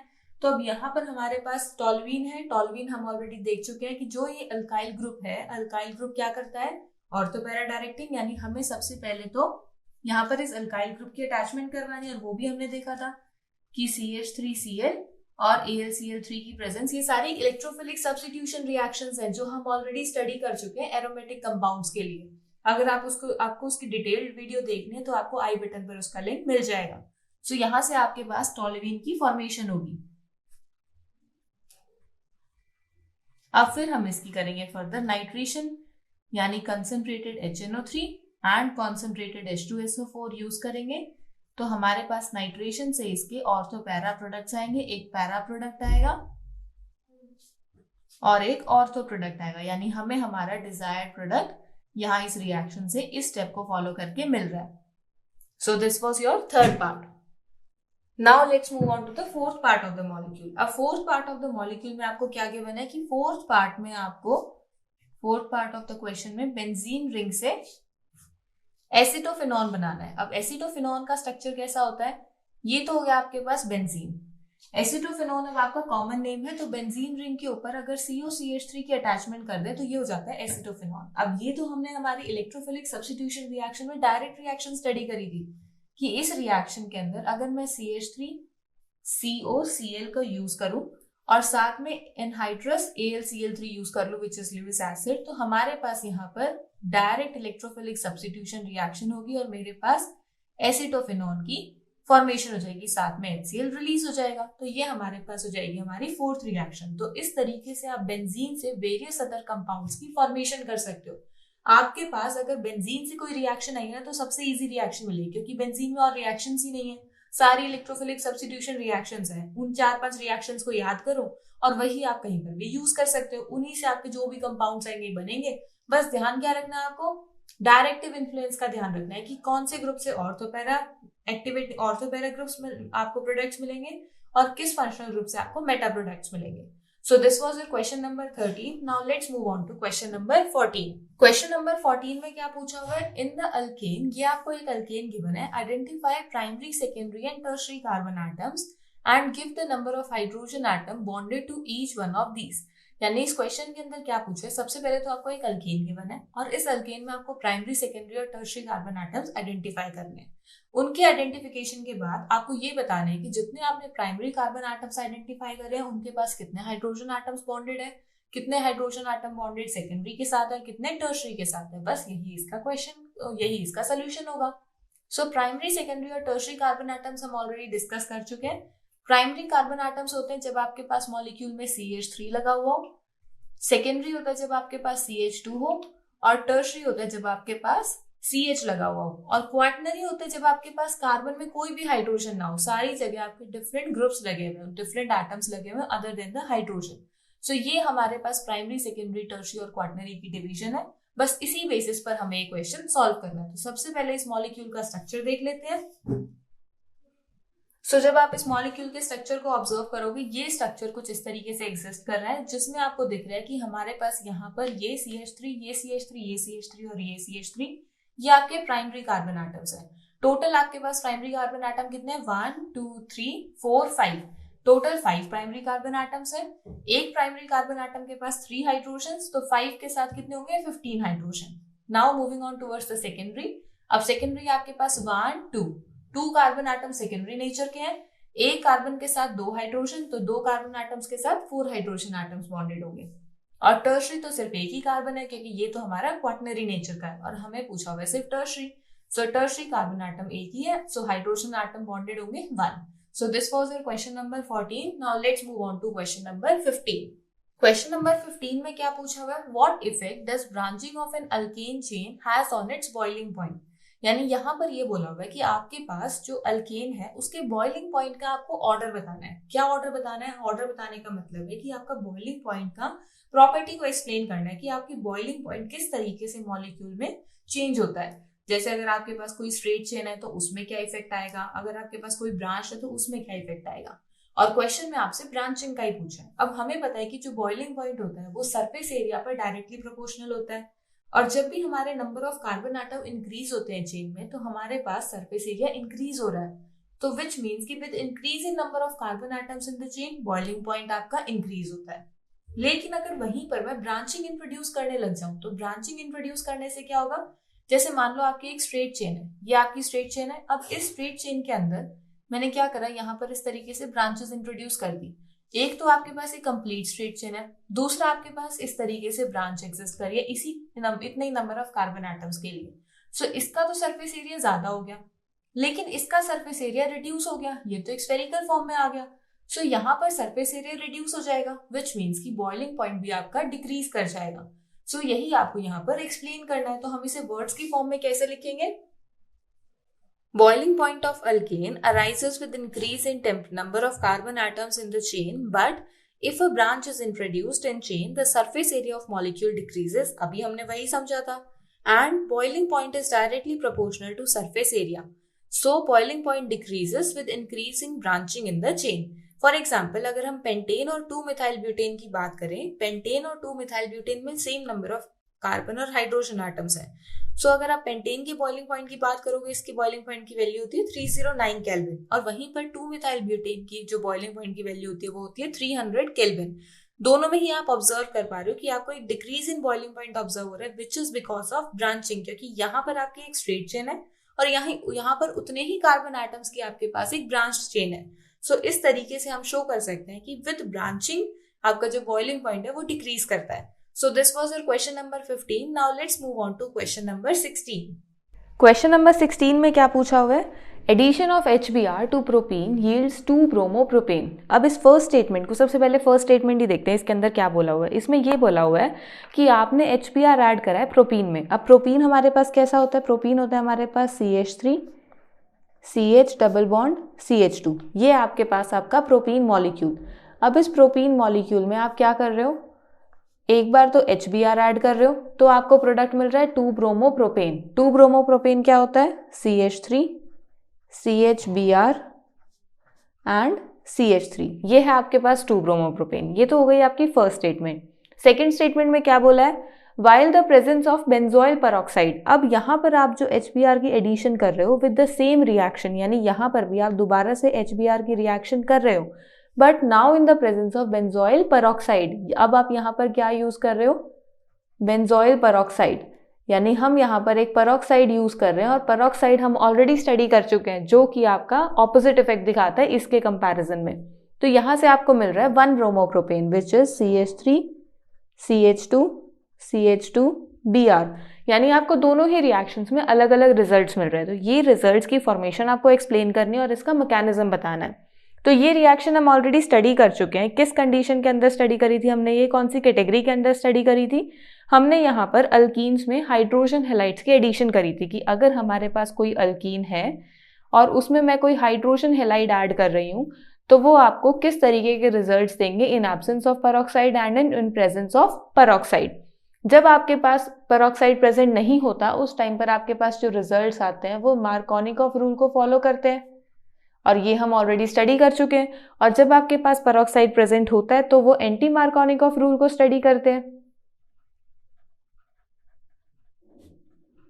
यानी यहाँ पर हमारे पास एंटी मार्कोनिकॉफ रूल के अकॉर्डिंग रिजल्ट्स आएंगे, जिसे हम लोग पेरोक्साइड इफेक्ट भी बोलते हैं और खराश इफेक्ट भी बोलते हैं।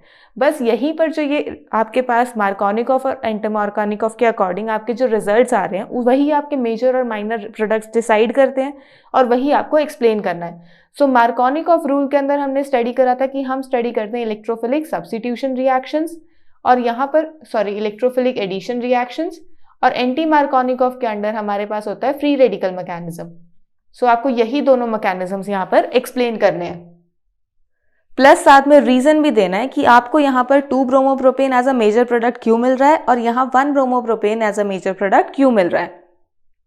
सो जब हम सबसे पहले बिना पेरोक्साइड के यानी इन एब्सेंस ऑफ पेरोक्साइड की रिएक्शन ऑब्जर्व करते हैं तो हमें पता है कि जब भी हम किसी प्रोपीन मॉलिक्यूल में HBr का एडिशन करते हैं तो हमें 2 ब्रोमोप्रोपेन मिलता है एज अ मेजर प्रोडक्ट। अब यहाँ पर ये मेजर प्रोडक्ट क्यों मिल रहा है? अगर हम इसके मैकेनिज्म को देखेंगे तो सबसे पहले क्या होता है, ये जो अल्कीन है ये इस 2 तरीके से ब्रेक हो सकता है, या तो ये डबल बॉन्ड के जो इलेक्ट्रॉन्स है वो इस कार्बन पर चले जाए या फिर इस कार्बन पर चले जाए। तो हमारे पास इस तरीके से यहाँ पर प्रोडक्ट्स आते हैं।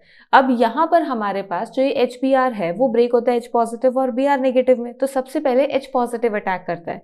H पॉजिटिव पहले इस अल्कीन के ऊपर अटैक करता है, इस वजह से हम इस रिएक्शन को बोलते हैं इलेक्ट्रोफिलिक एडिशन रिएक्शन, क्योंकि आपका जो ये H पॉजिटिव है ये एक इलेक्ट्रोफाइल है और ये आपका अल्कीन के ऊपर ऐड हो रहा है। तो ये रिएक्शन कैसी हुई? Electrophilic addition reaction. तो पहला डिफरेंस तो यही आ गया कि हमारे पास हमें इन एब्सेंस ऑफ पेरोक्साइड हमें इलेक्ट्रोफिलिक एडिशन रिएक्शन ऑब्जर्व होती है।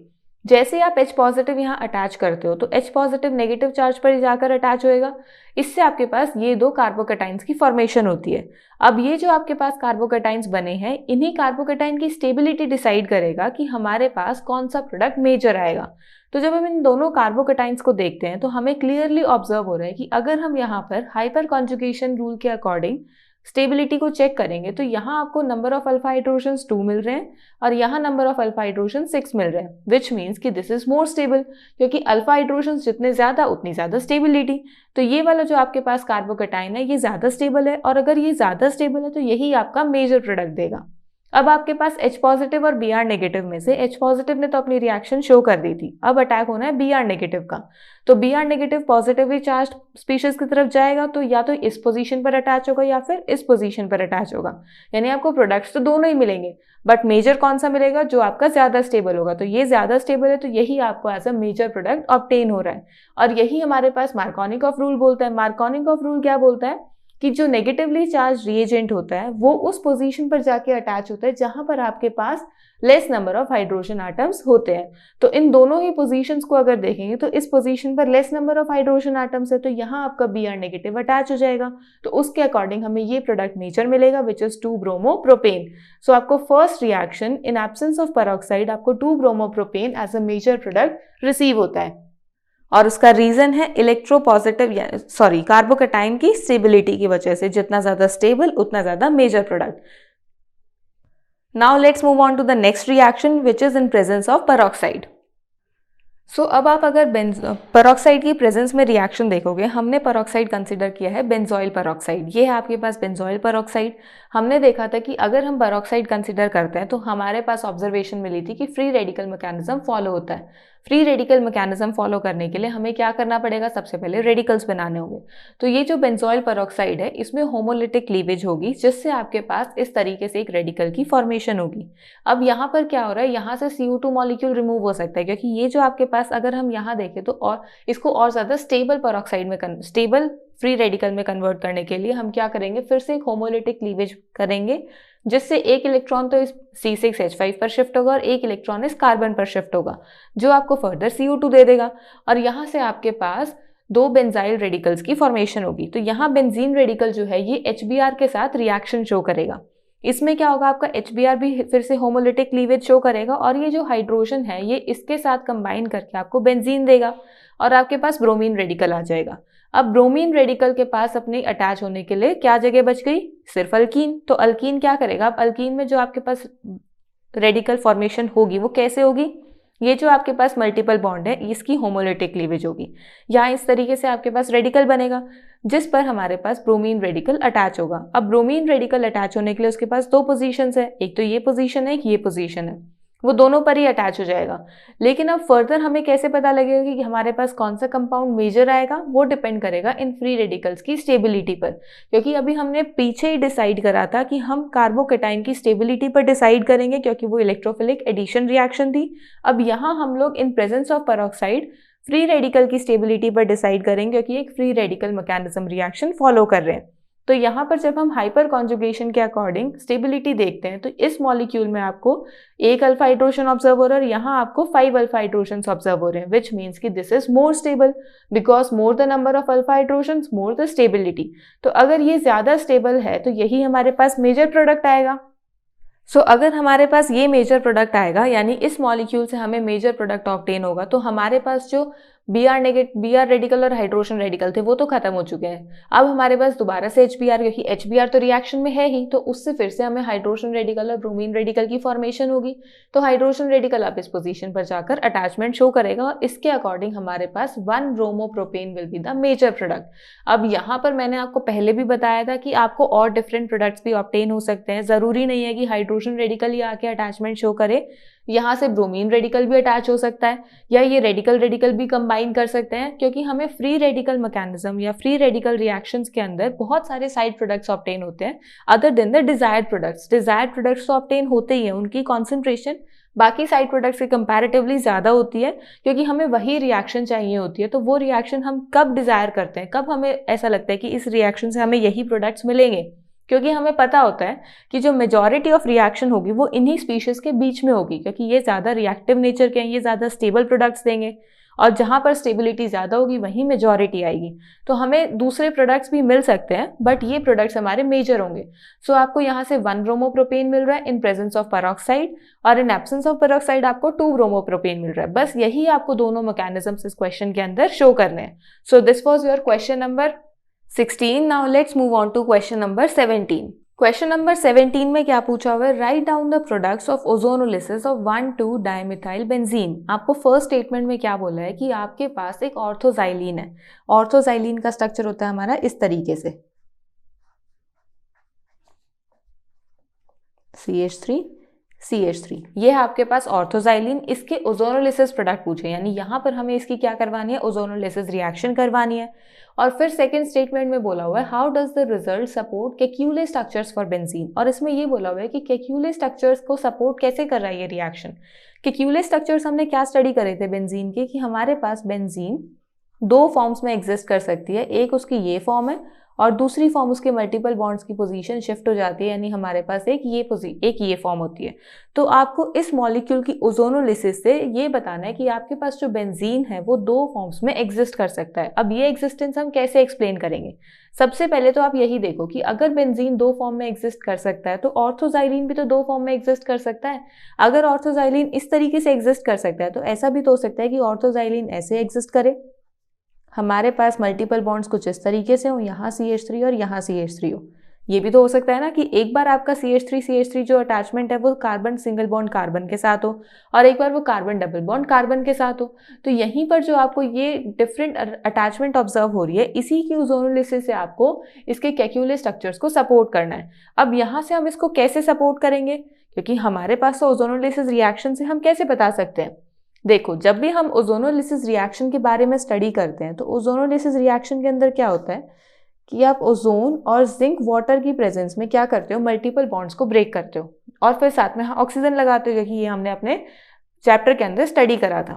तो यहाँ क्या होगा, मल्टीपल बॉन्ड्स तो हमारे पास बेंजीन में प्रेजेंट है, तो हम क्या करेंगे, इन बॉन्ड्स को ब्रेक करेंगे। सबसे पहले इस मॉलिक्यूल को ब्रेक करते हैं। तो जब आप इसे ब्रेक करोगे तो सबसे पहले यहाँ देखो, आपको एक मॉलिक्यूल तो ये मिलेगा जिसमें क्या आपके पास double bond, single bond, double bond और दोनों तरफ ऑक्सीजन है, बिल्कुल करेक्ट।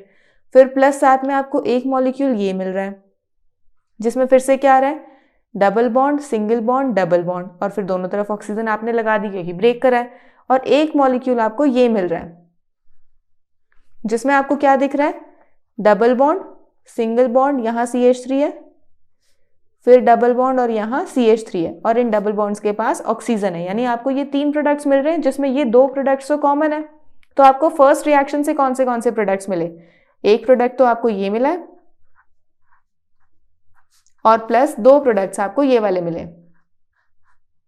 ये तो हो गए हमारे फर्स्ट कंपाउंड की ओजोनोलिसिस। अब अगर हम सेकेंड कंपाउंड की ओजोनोलिसिस चेक करेंगे, क्योंकि बेंजीन तो हमारा दो फॉर्म में एग्जिस्ट कर रहा है तो हमारे पास ओजोनोलिसिस भी तो दो तरीके से होगी। तो जब हम इसकी ओजोनोलिसिस चेक करेंगे तो यहाँ पर क्या होगा, अब आपके पास है स्ट्रक्चर ये।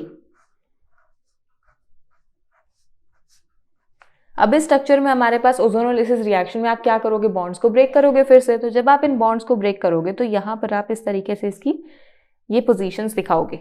सबसे पहले आपके पास एक तो ये वाला मॉलिक्यूल आएगा, तो ये आपके पास क्या आ रहा है, double bond O, single bond, double bond O, एक तो ये मॉलिक्यूल आ रहा है। फिर प्लस साथ में एक आपके पास ये वाला मॉलिक्यूल आ रहा है जो क्या शो कर रहा है, सिंगल डबल बॉन्ड, यहाँ CH3 लगा हुआ और सिंगल बॉन्ड और यहाँ डबल बॉन्ड जिसके साथ में ऑक्सीजन अटैचमेंट है।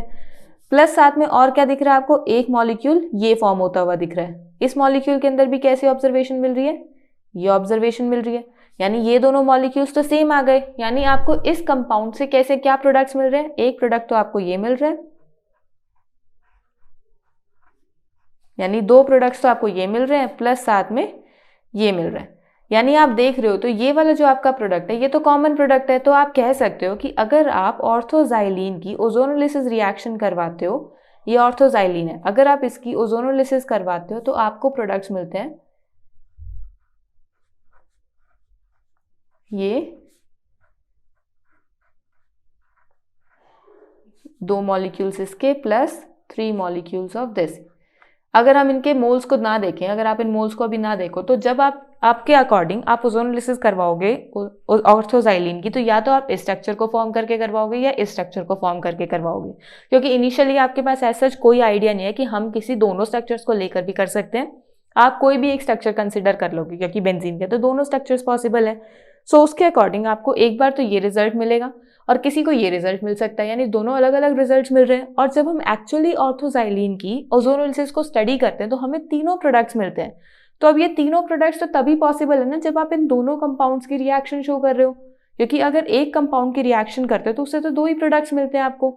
और हमें एक्चुअल रिजल्ट्स जो एक्सपेरिमेंटल रिजल्ट्स मिल रहे हैं उसके अकॉर्डिंग ऑर्थोजाइलिन की ऑक्सीडेशन से हमें ये 3 डिफरेंट प्रोडक्ट्स मिल रहे हैं। विच इज ओनली पॉसिबल अगर आप बेंजीन के दोनों केक्यूले स्ट्रक्चर्स को कंसिडर करते हो तो यहीं से हमें ऑब्जर्वेशन मिलती है कि बेंजीन एक फॉर्म में एग्जिस्ट नहीं करता, वो दो फॉर्म्स में एग्जिस्ट करता है, जिन्हें हम बोलते हैं केक्यूले स्ट्रक्चर्स फॉर बेंजीन। क्योंकि जब हम उसकी ओजोनोलिसिस रिएक्शन को स्टडी करते हैं, यानी जब हम ऑर्थोजाइलिन की ओजोनोलिसिस रिएक्शन को स्टडी कर रहे हैं, तो हमें 3 डिफरेंट टाइप के प्रोडक्ट्स मिलते हैं which can be only possible अगर हम दोनों स्ट्रक्चर्स को कंसिडर करें। क्योंकि एक एक रिएक्शन से हमने देख लिया, एक एक स्ट्रक्चर की रिएक्शन से हम ऑलरेडी देख चुके हैं कि हमें सिंगल सिंगल प्रोडक्ट्स ऑब्टेन हो रहे हैं। बस यही आपको यहाँ पर अपने वर्ड्स की फॉर्म में एक्सप्लेन करना है। तो आप कैसे आंसर करोगे इस क्वेश्चन को? सबसे पहले आप इन दोनों की रिएक्शन शो करोगे। रिएक्शन शो करने के बाद आप बताओगे the above 3 products obtain can't be form from any one of the 2 structures. अब यहाँ पर हमें ऑब्टेन हो चुके हैं 3 टाइप के प्रोडक्ट्स, और ये 3 प्रोडक्ट्स आप किसी भी एक रिएक्शन से ऑब्टेन नहीं कर सकते हो। So this proves that orthoxylene is a resonance hybrid of 2 Kekule structures. तो ये आपकी क्या प्रूव कर रहे हैं, क्या रिजल्ट आ रहा है आपसे ओवरऑल, यहाँ से क्या कंक्लूजन मिल रहा है कि जो आपका ऑर्थोजाइलिन है वो एक्चुअल में रेजोनेंस हाइब्रिड फॉर्म में एग्जिस्ट कर रहा है। रेजोनेंस हाइब्रिड फॉर्म का मतलब है कि हमारे पास ये जो मल्टीपल बॉन्ड्स हैं ये हर एक पोजीशन पर प्रेजेंट है, जिससे आपको डिफरेंट टाइप की ओजोनोलिसिस ऑब्टेन हो रही है। So this was your question number 17. Now let's move on to question number 18. Question number 18 में क्या पूछा हुआ है? Arrange benzene and hexane and ethyne in decreasing order of their acidic behavior. यानी यहाँ पर आपको 3 मॉलिक्यूल्स गिवन है और उनके एसिडिक बिहेवियर के अकॉर्डिंग उन्हें अरेंज करना है। Also give reason for this behaviour, और इस बिहेवियर के लिए आपको रीजन भी देना है। सबसे पहले अगर आप एसिडिक बिहेवियर की बात करोगे तो एसिडिक बिहेवियर हमने किस कैटेगरी में स्टडी करा था जब हम चैप्टर पढ़ रहे थे? अल्काइंस की कैटेगरी में। यानी एसिडिक बिहेवियर में हमने क्या देखा था कि अगर हम कोई मॉलिक्यूल कंसिडर करें, लेट से हम अल्केन कंसिडर कर रहे हैं, अल्कीन कंसिडर कर रहे हैं और एक अल्काइन कंसिडर कर रहे हैं। सो इनकी हमने हाइब्रिडाइजेशन भी देखी थी कि अल्कीन्स की हाइब्रिडाइजेशन होती है sp3, अल्केन्स की sp2 और अल्काइंस की sp हाइब्रिडाइजेशन। अब ये हाइब्रिडाइजेशन हम ऑलरेडी डिस्कस कर चुके हैं केमिकल बॉन्डिंग चैप्टर में, जिसमें हमने देखा था कि बॉन्ड्स की डायरेक्शन के अकॉर्डिंग और उनकी जो ओवरलैपिंग हो रही है ऑर्बिटल्स के अकॉर्डिंग, उसके अकॉर्डिंग हम हाइब्रिडाइजेशन स्टडी कर रहे हैं। तो यहाँ पर हमारे पास ये जो अल्केन है ये sp3 हाइब्रिडाइज्ड होता है, अल्कीन sp2 और अल्काइन sp हाइब्रिडाइज्ड होता है। और हमने ये भी स्टडी करा था कि जब हम यहाँ पर हाइब्रिडाइजेशन देख रहे हैं तो हमारे पास on moving from sp3 to sp हमारे पास जो s कैरेक्टर है हाइब्रिडाइजेशन के अंदर या फिर ओवरलैपिंग में वो इंक्रीज हो रहा है। क्योंकि अगर आप यहाँ चेक करोगे sp3 में ये आपका कैसे फॉर्म हुआ है? एक s ऑर्बिटल और 3 p ऑर्बिटल्स की ओवरलैपिंग से, और ये आपका फॉर्म हो रहा है एक s ऑर्बिटल और 2 p ऑर्बिटल्स की ओवरलैपिंग से। तो यहाँ पर s का जो कॉन्ट्रीब्यूशन है वो कम है एज कम्पेयर टू p। यहाँ थोड़ा सा कंट्रीब्यूशन पिछले वाले हाइब्रिडाइजेशन के अकॉर्डिंग इंक्रीज हुआ है, लेकिन यहाँ पर अगर आप चेक करोगे तो एक S और एक P के ओवरलैप से बना है, मतलब दोनों का ही 50-50% कंट्रीब्यूशन है। तो विच मीन्स कि आपके पास क्या हो रहा है, on moving from sp3 to sp आपके S कैरेक्टर की इंक्रीज शो हो रही है आपको हाइब्रिडाइजेशन के अंदर। और जब भी S कैरेक्टर इंक्रीज होता है विच मीन्स कि आपका S ऑर्बिटल ज़्यादा पार्टिसिपेट कर रहा है, और S ऑर्बिटल हमें ऑलरेडी पता है कि S P D F हमारे पास ये शेल्स होते हैं। इन सब शेल्स में हम ऑलरेडी स्टडी कर चुके हैं जो S है वो सबसे ज़्यादा क्लोज होता है न्यूक्लियस के, और अगर वो न्यूक्लियस के सबसे ज़्यादा क्लोज है तो उसके इलेक्ट्रॉन्स को वो सबसे ज़्यादा होल्ड करने की टेंडेंसी रखता है। विच मीन्स कि हमारे पास on moving from alkanes to alkynes हमारी जो इलेक्ट्रोनेगेटिविटी का ऑर्डर है वो भी इंक्रीज हो रहा है। विच मीन्स कि अगर आप अल्काइन के कार्बन की बात करोगे तो वो ज़्यादा इलेक्ट्रोनेगेटिव होगा as compared to alkanes and alkenes, मतलब उसके पास इलेक्ट्रॉन्स को होल्ड करने की टेंडेंसी ज़्यादा होगी। तो अगर हम अल्काइंस की बात करेंगे तो अल्काइंस में क्या होगा, अब ये जो आपके पास कार्बन और हाइड्रोजन का बॉन्ड है इसमें जो इलेक्ट्रॉन्स प्रेजेंट है ये कार्बन अपनी तरफ पुल कर सकता है, जिस वजह से हाइड्रोजन इजीली रिलीज आउट हो सकता है। और जहाँ से आपका हाइड्रोजन इजीली रिलीज आउट हो सकता है वही तो आपका ज़्यादा अच्छा एसिडिक नेचर शो करेगा, क्योंकि किसी कंपाउंड का एसिडिक बिहेवियर हम तभी शो कर सकते हैं जब हमें ये पता हो कि वो कितने बेटर तरीके से H पॉजिटिव आयन रिलीज कर सकता है, तभी तो हम एसिडिक कैरेक्टर बताते हैं किसी भी कंपाउंड का। अब बस हमें यही कॉन्सेप्ट यूज करना है इन तीनों मॉलिक्यूल्स के लिए। अब हमें तीनों मॉलिक्यूल्स कौन से गिवन है? एक हमें गिवन है बेंजीन, एक मॉलिक्यूल हमें गिवन है एनहेक्सेन which is CH3 CH2 CH2 CH2 CH2 CH3, और एक गिवन है आपको इथाइन। सो अगर आप तीनों मॉलिक्यूल्स को देखोगे तो यहाँ पर आपको ऑब्जर्व हो रहा है कि ये जो आपके पास कार्बन है इसकी हाइब्रिडाइजेशन है sp, क्योंकि यहाँ पर आपके पास ये जो कार्बन है इस तरीके से अटैचमेंट शो कर रहा है, 2 डायरेक्शंस में बॉन्ड है, और 2 डायरेक्शंस में बॉन्ड होने का मतलब हमारे पास sp हाइब्रिडाइजेशन है। इसी तरीके से ये एक अल्केन है तो ये आपके पास sp3 हाइब्रिडाइज्ड है, और बेंजीन एक अल्कीन है क्योंकि यहाँ डबल बॉन्ड है, और वैसे भी आप देख सकते हो कि यहाँ हाइड्रोजन प्रेजेंट होता है। तो एक कार्बन पर आपको 3 डायरेक्शंस में बॉन्ड ऑब्जर्व हो रहा है, बेशक यहाँ 2 बॉन्ड्स हो, बट इसको आप एक ही डायरेक्शन में कंसिडर करोगे तो 3 डायरेक्शंस के लिए हम sp2 हाइब्रिडाइजेशन यूज करते हैं। सो हमें क्लियरली ऑब्जर्व हो रहा है कि अगर हम हाइब्रिडाइजेशन के बेसिस पर अभी जो हमने कंसेप्ट स्टडी करा था उसके अकॉर्डिंग अगर हम यहाँ पर एसिडिक कैरेक्टर को मेजर करें तो जो आपका अल्काइन है विच इज sp हाइब्रिडाइज्ड, यानी जो आपका इथाइन मॉलिक्यूल है वो सबसे ज्यादा एसिडिक नेचर का होगा, और फिर होगा आपके पास ये बेंजीन, और फिर होगा आपके पास एन-हेक्सेन, क्योंकि हम हाइब्रिडाइजेशन के अकॉर्डिंग ही अरेंज करते हैं। तो सबसे ज्यादा एसिडिक नेचर का कौन हुआ? इथाइन, फिर बेंजीन एंड देन एन-हेक्सेन। बस यही जो हमने यहाँ पर एक्सप्लेनेशन स्टडी करी है इसे ही हमें अपने वर्ड्स की फॉर्म में आंसर करना है। सो हम इस क्वेश्चन को आंसर कैसे करेंगे? सबसे पहले आप तीनों मॉलिक्यूल्स को ड्रॉ करोगे, बेंजीन, एन-हेक्सेन और इथाइन की, फिर उसके बाद आप उनकी हाइब्रिडाइजेशन बताओगे, और उसके बाद बोलोगे कि acidic character of a species is defined on the basis of ease with which it can lose its hydrogen atom. ये हम ऑलरेडी स्टडी कर चुके हैं। As the S character increases, the electronegativity of carbon increases and it become easier for carbon to lose hydrogen atom. अब जैसे जैसे S character increase होता है कार्बन की इलेक्ट्रोनेगेटिविटी इंक्रीज होती है, जिस वजह से उस कार्बन को हाइड्रोजन एटम लूज करना थोड़ा ईजी हो जाता है। And as a result the acidic order is sp सबसे ज्यादा एसिडिक है, फिर sp2 एंड देन sp3। सो उसके अकॉर्डिंग हमारे पास इथाइन मॉलिक्यूल सबसे ज्यादा एसिडिक होगा, फिर benzene and then n hexane. So this was your question number 18. Now let's move on to question number 19. Question number 19 में क्या पूछा हुआ है?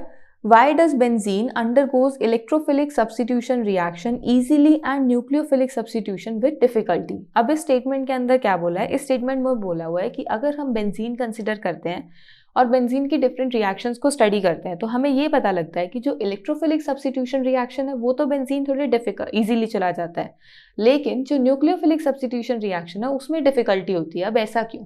क्योंकि देखो जब हम इलेक्ट्रोफाइल्स और न्यूक्लियोफाइल्स को कंसिडर करते हैं तो इलेक्ट्रोफाइल्स होते हैं हमारे इस तरीके से और न्यूक्लियोफाइल्स होते हैं ये, यानी कि हमें पता है कि इलेक्ट्रोफाइल्स हमारे इलेक्ट्रॉन डेफिशिएंट होते हैं और न्यूक्लियोफाइल्स हमारे इलेक्ट्रॉन रिच होते हैं, यानी इनको अटैक करने के लिए कोई रिच साइड चाहिए होती है जहां पर नेगेटिव चार्ज हो या इलेक्ट्रॉन्स प्रेजेंट हो, और यहाँ अटैक होने के लिए हमें कोई इलेक्ट्रॉन डेफिशिएंट साइड चाहिए होती है। और हम अटैक की बात किस पे कर रहे हैं? बेंजीन पे।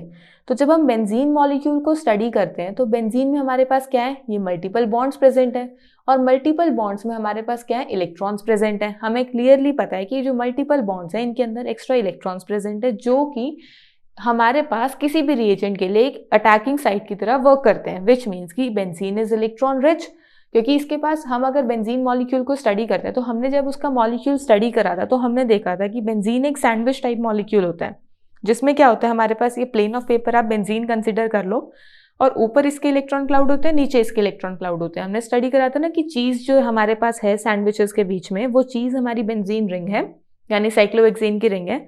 उसके ऊपर जो ब्रेड है वो एक इलेक्ट्रॉन क्लाउड है और नीचे जो ब्रेड है वो एक इलेक्ट्रॉन क्लाउड है। तो ऊपर नीचे वाली ब्रेड आपकी इलेक्ट्रॉन क्लाउड हो गया, बीच में जो चीज स्लाइस है वो आपका बेंजीन रिंग हो गया। तो उसके अकॉर्डिंग हमारे पास इलेक्ट्रॉन्स तो काफी सारे हैं बेंजीन के पास, विच मीन्स कि इलेक्ट्रॉन आपकी एक रिच साइड बिहेव करता है बेंजीन। तो अगर इसके पास इलेक्ट्रॉन रिच एनवायरनमेंट है तो ये किसी ऐसे रिएजेंट के साथ ही तो अटैक शो करेगा जिसके पास इलेक्ट्रॉन्स नहीं होंगे, यानी कि एक ऐसे रिएजेंट के साथ अटैक शो करेगा जो कि या तो पॉजिटिवली चार्ज होगा या इलेक्ट्रॉन डेफिशिएंट होगा, और वो तो हमारा सिर्फ इलेक्ट्रोफाइल ही होता है। तो ये इसके ऊपर इजीली रिएक्शन शो कर सकता है। लेकिन जब हम किसी न्यूक्लियोफाइल की बात करते हैं तो तब तो यूजुअली या तो वो रिएक्शन शो ही नहीं करेंगे, और अगर करेंगे तो वो रिएक्शन बहुत ही ज़्यादा डिफिकल्ट शो होगी, क्योंकि हमें बहुत विग्रस कंडीशंस देनी पड़ेगी उस रिएक्शन को परफॉर्म करवाने के लिए, क्योंकि वहाँ पे हमारे पास एक तो ऑलरेडी बेंजीन पर इलेक्ट्रॉन्स हैं, फिर हम और एक्स्ट्रा इलेक्ट्रॉन्स लेकर आ रहे हैं, दोनों के पास एक्स्ट्रा इलेक्ट्रॉन्स, मॉलिक्यूल में एक्स्ट्रा अनस्टेबिलिटी आ जाएगी। सो वो रिएक्शन यूजुअली होती ही नहीं है। तो इस वजह से हम बोलते हैं कि benzene undergoes electron substitution, electrophilic substitution reaction easily and nucleophilic substitution with difficulty. तो अब यही जो हमने यहाँ पर अभी एक्सप्लेन करा इसे ही अपनी वर्ड्स की फॉर्म में आंसर करना है।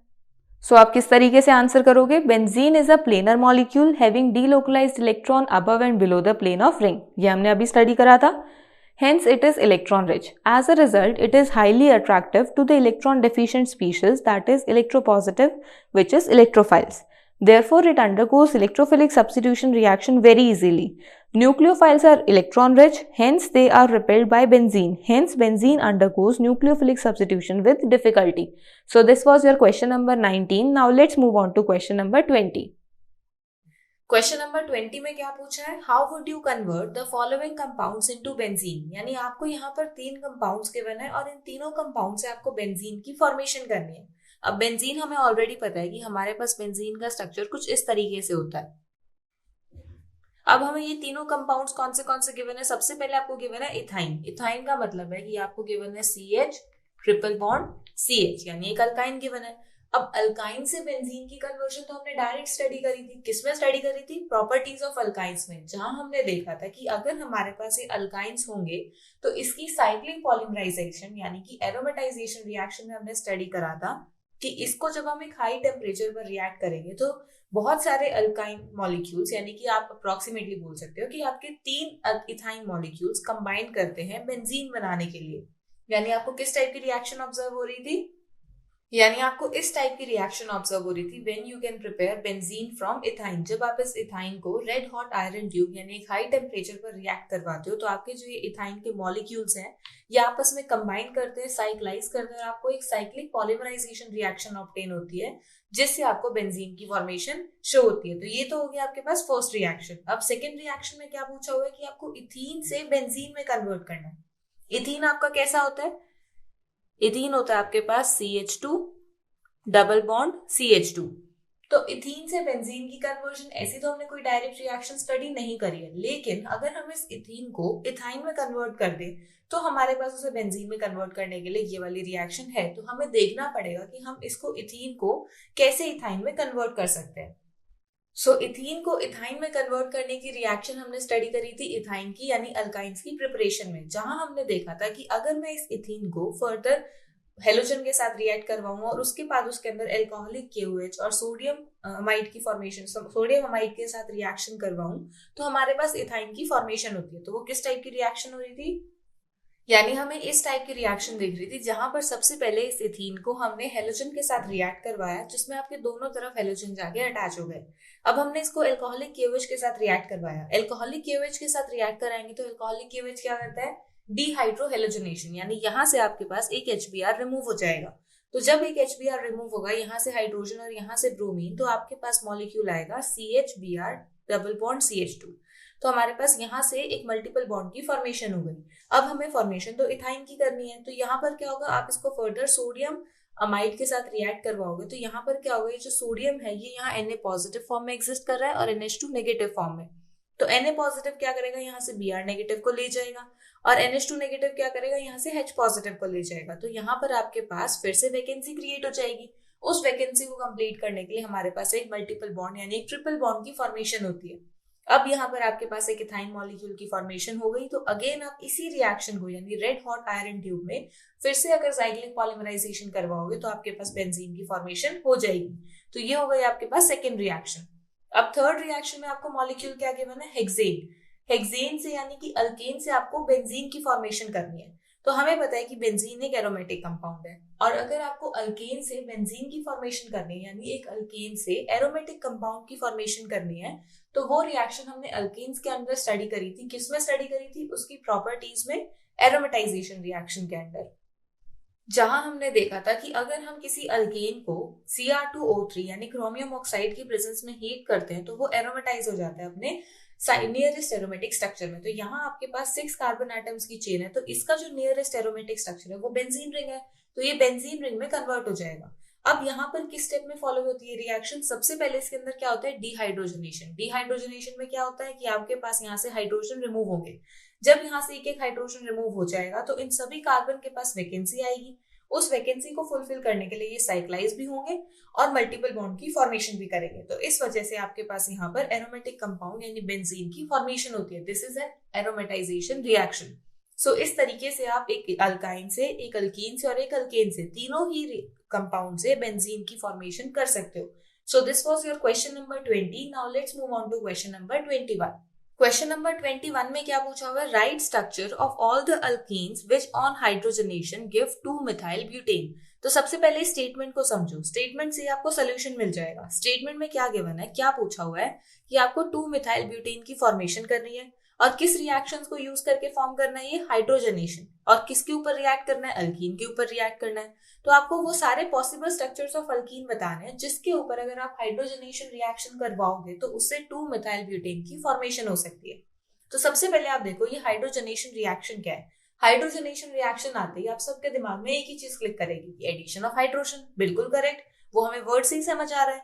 तो हमारे पास एडिशन ऑफ हाइड्रोजन की रिएक्शन क्या थी कि अगर आपके पास कोई अल्कीन है, उस अल्कीन के अंदर अगर आप H2, निकल, प्लैटिनम, पैलेडियम, इनमें से किसी भी कैटलिस्ट की प्रेजेंस में रिएक्शन करवाते हो तो आपके पास अल्कीन से अल्केन की फॉर्मेशन होती है। अब यहां पर आपके पास कौन से अल्केन की फॉर्मेशन करनी है, आपको 2 मिथाइल ब्यूटेन। तो अगर हम 2 मिथाइल ब्यूटेन का स्ट्रक्चर देखेंगे तो वो कुछ इस तरीके से एग्जिस्ट करता है। ये है आपके पास 2 मिथाइल ब्यूटेन। अब इस 2 मिथाइल ब्यूटेन में आप किस तरीके से कौन सा अल्कीन कंसिडर करो कि आपके पास इस स्ट्रक्चर की फॉर्मेशन हो जाए। तो यहां पर हम क्या कर सकते हैं, या तो आप कर सकते हो कि एक बार आपने ये स्ट्रक्चर कंसिडर कर लिया,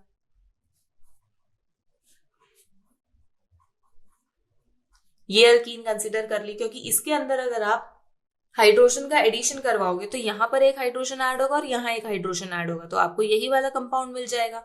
और अगर आप यहाँ ना मल्टीपल बॉन्ड कंसिडर करके इस पोजीशन पर करते हो, इसका हाइड्रोजन यहाँ शिफ्ट कर दो, तो आप इस पोजीशन पर और इस पोजीशन पर आप हाइड्रोजन ऐड कर सकते हो और आप एक इस पोजीशन पर मल्टीपल बॉन्ड का यूज कर सकते हो। यानी आपके पास ऐसे 3 डिफरेंट अल्कीन्स आ सकते हैं। अब यहाँ पर हमने मल्टीपल बॉन्ड क्यों नहीं यूज करा, क्योंकि ये वाली पोजीशन और ये वाली पोजीशन दोनों सिमिलर पोजीशंस है। अगर आप यहाँ मल्टीपल बॉन्ड लगाओगे तो ये चेन हो जाएगी, ये ब्रांच हो जाएगा। अगर आप यहाँ मल्टीपल बॉन्ड लगाओगे तो ये चेन हो जाएगी और ये ब्रांच हो जाएगा। दोनों का ही नेम सेम आएगा, तो इस वजह से हम इन दोनों पोजीशंस को सेम पोजीशन की तरह कैटेगराइज करेंगे और सिर्फ 3 ही हमारे पास डिफरेंट पोजीशन ऑफ अल्कीन्स आती हैं। तो आपके पास ऐसे 3 अल्कीन के स्ट्रक्चर्स हैं जिससे आपको 2 मिथाइल ब्यूटेन की फॉर्मेशन ऑब्जर्व होती है। और रिएक्शन कौन सी यूज करनी है हमें यहाँ पर, हाइड्रोजनेशन रिएक्शन। तो बस यही आपको आंसर करना है। सो आप आंसर कैसे करोगे, सबसे पहले आप देखो लिखोगे अल्कीन से हमें 2 मिथाइल ब्यूटेन की फॉर्मेशन करनी है जिसमें हमें H2 प्लैटिनम यानी हाइड्रोजनेशन रिएक्शन यूज करनी है। तो अब हमारे पास अल्कीन्स पॉसिबल ये हैं, ये 3 डिफरेंट अल्कीन से आप इस 2 मिथाइल ब्यूटेन की फॉर्मेशन कर सकते हो। So this was your question number 21। Now let's move on to question number 22। Question number 22 में क्या पूछा हुआ है, arrange the following set of compounds in order of the decreasing order of reactivity with electrophile. यानी अब हमें यहाँ पर क्या करना है, जो भी हमारे पास ये कंपाउंड्स गिवन है इसकी रिएक्टिविटी चेक करनी है इलेक्ट्रोफाइल के साथ, और इलेक्ट्रोफाइल की रिएक्टिविटी के अकॉर्डिंग बताना है कि कौन से हमारे पास ज्यादा रिएक्टिव नेचर के कंपाउंड्स और कौन से कम रिएक्टिव नेचर के कंपाउंड्स हैं। तो जब भी हम इलेक्ट्रोफाइल की रिएक्टिविटी की बात करते हैं तो इलेक्ट्रोफाइल का मतलब होता है कि एक इलेक्ट्रॉन डेफिशिएंट स्पीशीज, और इलेक्ट्रॉन डेफिशिएंट स्पीशीज किसी इलेक्ट्रॉन रिच स्पीशीज के साथ ही रिएक्शन पसंद करेगा, क्योंकि अगर उसके पास खुद के पास ही इलेक्ट्रॉन्स की कमी है तो वो कोई ऐसी ही रिएक्शन पसंद करेगा ना, जहां पर ऐसा ही रिएजेंट पसंद करेगा जहां पर इलेक्ट्रॉन ज्यादा मिले उसे। तो हमें कोई ऐसा कंपाउंड फाइंड आउट करना है जिसमें एक्स्ट्रा इलेक्ट्रॉन्स की पॉसिबिलिटी हो या फिर उसके अंदर इलेक्ट्रॉन विड्रॉइंग ग्रुप्स कम हो। क्योंकि अगर आपके पास लेट से कोई कंपाउंड है, बेंजीन रिंग है, इस बेंजीन रिंग के ऊपर ही आपने एक तो इलेक्ट्रॉन डोनेटिंग ग्रुप लगा रखा है और दूसरी बेंजीन रिंग के ऊपर आपने लगा रखा है इलेक्ट्रॉन विड्रॉइंग ग्रुप। तो जब आप इन दोनों ही ग्रुप्स को कंपेयर करोगे, इलेक्ट्रॉन विड्रॉइंग ग्रुप की टेंडेंसी क्या होती है कि इलेक्ट्रॉन डेंसिटी को कम करना, यानी इस बेंजीन रिंग के ऊपर इलेक्ट्रॉन डेंसिटी को रिड्यूस करेगा, और इलेक्ट्रॉन डोनेटिंग ग्रुप का काम है बेंजीन रिंग के ऊपर इलेक्ट्रॉन डेंसिटी को इंक्रीज करना। तो जो हमारा इलेक्ट्रोफाइल है वो इलेक्ट्रॉन डोनेटिंग ग्रुप वाला कंपाउंड ढूंढेगा, क्योंकि उसे तो एक ऐसा कंपाउंड चाहिए जहां पर उसे एक्स्ट्रा इलेक्ट्रॉन डेंसिटी मिले, और वो चीज तभी पॉसिबल है जब किसी ग्रुप के ऊपर, कोई मॉलिक्यूल के ऊपर आपके ऊपर पास इलेक्ट्रॉन डोनेटिंग ग्रुप अटैच्ड हो। तो सबसे पहले तो हमें ऐसे मॉलिक्यूल फाइंड आउट करना है कि कहाँ इलेक्ट्रॉन डोनेटिंग ग्रुप है कहीं पर, अगर है तो सबसे ज्यादा रिएक्टिव इलेक्ट्रोफाइल के लिए वही है। फिर हमें ढूंढना है कि कोई बिना किसी ग्रुप के प्रेजेंट है, फिर वो आएगा, और फिर हमारे पास आएगा कि किसी में इलेक्ट्रॉन विड्रॉइंग ग्रुप हो, क्योंकि वो तो लीस्ट रिएक्टिव नेचर का हो जाएगा। अब इलेक्ट्रॉन डोनेटिंग और इलेक्ट्रॉन विड्रॉइंग ग्रुप्स, इन ग्रुप्स को ऑलरेडी हम इंडक्टिव इफेक्ट में स्टडी कर चुके हैं, जहां पर हमने देखा था कि इलेक्ट्रॉन विड्रॉइंग ग्रुप्स आपके माइनस आई इफेक्ट शो करते हैं और इलेक्ट्रॉन डोनेटिंग ग्रुप्स आपका प्लस आई इफेक्ट शो करता है। और हमने बहुत सारे एग्जाम्पल्स भी देखे थे कि अगर हम NO2 ग्रुप को कंसिडर करेंगे या किसी हेलोजन को कंसिडर करेंगे या फिर OH को कंसिडर करेंगे, ये वाले सारे के सारे ग्रुप्स आपके कैसे हैं, इलेक्ट्रॉन विड्रॉइंग ग्रुप्स, यानी कि माइनस आई इफेक्ट दिखाने वाले। और अगर हम किसी अल्काइल ग्रुप को कंसिडर करते हैं जैसे CH3, C2H5 या फिर C3H7, ऐसे मॉलिक्यूल्स आपके क्या शो करते हैं, इलेक्ट्रॉन डोनेटिंग ग्रुप शो करते हैं, यानी इलेक्ट्रॉन डोनेटिंग एबिलिटी रखते हैं। तो ये कैसे शो करेंगे, आपके प्लस आई इफेक्ट को शो करेंगे, क्योंकि सारे के सारे alkyl groups plus I effect को शो करते हैं। तो हमें बस यही वाले ग्रुप्स को फाइंड आउट करना है इन मॉलिक्यूल्स के अंदर। सो जब आप इन मॉलिक्यूल्स के स्ट्रक्चर को ड्रॉ करोगे तो फर्स्ट सेट ऑफ स्ट्रक्चर्स के अंदर देखो, आपको दिख रहा है हेलोजन प्रेजेंट है, नाइट्रो ग्रुप प्रेजेंट है, और दोनों ही अभी हमने देखे थे कि दोनों के दोनों हमारे विड्रॉइंग इफेक्ट के एग्जाम्पल है। तो विच मीन्स कि हमारे पास जितने कम विड्रॉइंग ग्रुप्स होंगे किसी मॉलिक्यूल के ऊपर, उतना ही उसके अंदर इलेक्ट्रॉन डेंसिटी ज्यादा होगी। तो इस मॉलिक्यूल में सिर्फ एक इलेक्ट्रॉन विड्रॉइंग ग्रुप प्रेजेंट है, इसमें 2 और इसके अंदर 3, विच मीन्स कि यहाँ पर इलेक्ट्रॉन डेंसिटी सबसे कम प्रेजेंट होगी। विच मीन्स कि यहाँ से जो रिएक्शन है इलेक्ट्रोफाइल के साथ वो सबसे कम होगी आपको, या फिर बहुत ही डिफिकल्ट, ना के बराबर होगी रिएक्शन। और सबसे ज्यादा इन तीनों मॉलिक्यूल्स के कंपैरिजन में इसकी रिएक्शन मिलेगी। तो इस वजह से जो रिएक्टिविटी ऑर्डर हो जाएगा, सबसे ज्यादा वो क्लोरोबेंजीन के साथ रिएक्ट करेगा, फिर वो पैरानाइट्रो क्लोरोबेंजीन के साथ रिएक्ट करेगा, और फिर आपके पास 2,4-डाइनाइट्रो क्लोरोबेंजीन के साथ रिएक्शन आएगी। सो ये हमारे पास फर्स्ट पार्ट का ऑर्डर। अब हम जाते हैं सेकंड पार्ट की तरफ। सेकंड पार्ट के जब हम स्ट्रक्चर्स को देखते हैं तो हमें यहाँ पर 2 टाइप के ग्रुप्स दिखते हैं, एक CH3 और एक NO2। CH3 हमारा प्लस आई इफेक्ट दिखाता है और NO2 हमें माइनस आई इफेक्ट दिखाता है, ये भी हम देख चुके हैं। तो प्लस आई इफेक्ट वाला इलेक्ट्रोफाइल की तरफ ज्यादा रिएक्टिव नेचर का होगा क्योंकि वो इलेक्ट्रॉन डेंसिटी को इंक्रीज कर रहा है, और माइनस आई इफेक्ट वाला क्या करेगा, इलेक्ट्रॉन डेंसिटी को रिड्यूस कर रहा है। तो उसका जो रिएक्टिव नेचर होगा इलेक्ट्रोफाइल की तरफ, वो प्लस आई के कंपैरेटिवली कम होगा। तो इसके अकॉर्डिंग हमारे पास जो CH3 है वो प्लस आई है। तो जहां पर हमारे पास मॉलिक्यूल में सिर्फ प्लस आई ग्रुप होगा, वो ज्यादा रिएक्टिव हो जाएगा इलेक्ट्रोफाइल के लिए, क्योंकि उसके पास क्या इलेक्ट्रॉन डेंसिटी इंक्रीज हो रही है। तो CH3 क्या करेगा, यहाँ पर आपके पास इलेक्ट्रॉन डेंसिटी बढ़ा रहा है मॉलिक्यूल की, तो ये सबसे ज्यादा रिएक्टिव होगा। फिर इन दोनों मॉलिक्यूल्स में देखो, यहाँ एक CH3 और एक नाइट्रो है, यहाँ दोनों ही नाइट्रो यानी दोनों इलेक्ट्रॉन विड्रॉइंग ग्रुप्स हैं, और यहाँ एक इलेक्ट्रॉन विड्रॉइंग है, एक इलेक्ट्रॉन डोनेटिंग है। तो इसके कंपैरेटिवली तो ज्यादा इलेक्ट्रॉन डेंसिटी है, तो इस वजह से इसमें इसके कंपैरेटिवली आपको ज्यादा रिएक्शन ऑब्जर्व होती है। सो अगर आप यहाँ पर इस बी पार्ट के अंदर ऑर्डर ऑफ रिएक्शन को ऑब्जर्व करोगे, तो जो आपका टॉल्वीन है वो सबसे ज्यादा रिएक्टिव होगा, फिर पैरानाइट्रोटॉल्वीन, और उसके बाद आपके पास आएगा पैरानाइट्रो नाइट्रोबेंजीन। सो ये आ जाएगी आपके दोनों ही मॉलिक्यूल्स की अरेंजमेंट या फिर order of reactivity. So this was your question number 22. Now let's move on to question number 23. Question number 23 में क्या पूछा हुआ है, आउट ऑफ बेंजीन, मेटानाइट्रोबेंजीन एंड टॉल्वीन, ये आपको 3 मॉलिक्यूल्स गिवन है, which will undergo nitration most easily and why। इन तीनों में पूछा हुआ है कि हमारे पास नाइट्रेशन रिएक्शन किस में सबसे ज्यादा आसानी तरीके से होगी और किस और क्यों। अब ये तो आपका पिछले क्वेश्चन के साथ मैच कर रहा है बिल्कुल, क्योंकि नाइट्रेशन रिएक्शन कैसी है, हमने स्टडी करा था कि नाइट्रेशन एक इलेक्ट्रोफिलिक सब्स्टिट्यूशन रिएक्शन है, क्योंकि नाइट्रेशन में हम NO2 पॉजिटिव रिएजेंट को यूज करते हैं, और NO2 पॉजिटिव आपका क्या है, एक इलेक्ट्रोफाइल है। सो ये ऐसे मॉलिक्यूल को फाइंड आउट करेगा जिसके पास इलेक्ट्रॉन डेंसिटी ज्यादा होगी। तो अगर हम इन तीनों मॉलिक्यूल्स के स्ट्रक्चर को ड्रॉ करते हैं, तो बेंजीन तो हमारे पास एक बिल्कुल सिंपल मॉलिक्यूल है जिसके ऊपर कोई ग्रुप अटैच नहीं है, लेकिन जब हम मेटा डाइनाइट्रोबेंजीन को ड्रॉ करते हैं तो उसके अंदर हमारे पास 2 नाइट्रो ग्रुप प्रेजेंट है, क्योंकि मेटा डाइनाइट्रो का स्ट्रक्चर ये होता है और टॉल्वीन का स्ट्रक्चर होता है ये, बेंजीन के ऊपर CH3। तो अगर हम इन तीनों मॉलिक्यूल्स को कंपेयर करें तो यहाँ पर आपके पास CH3 ग्रुप है which is an alkyl group जो प्लस आई इफेक्ट दिखाता है, ये दोनों नाइट्रो ग्रुप्स आपके माइनस आई इफेक्ट दिखाते हैं, ये हम अभी प्रीवियस क्वेश्चन में डिस्कस करके आ रहे हैं।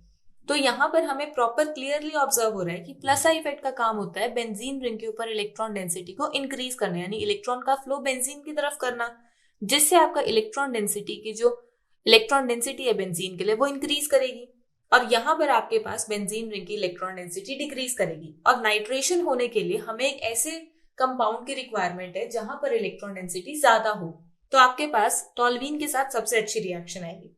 तो ये तो आगे सबसे आगे, लेकिन अभी भी हमारे पास 2 मॉलिक्यूल्स बचे हैं। अगर हम इन दोनों मॉलिक्यूल्स को कंपेयर करें तो इसकी तो इलेक्ट्रॉन डेंसिटी विड्रॉ हो रही है, लेकिन इसकी इलेक्ट्रॉन डेंसिटी में तो कोई चेंज ही नहीं हो रहा, यानी इनिशियल जितनी थी बाद में भी उतनी ही है। तो इसका मतलब कि यहाँ पर तो ऐसे आपको कोई चेंज ऑब्जर्व नहीं हो रहा है, बट यहाँ डिक्रीज ऑब्जर्व हो रहा है।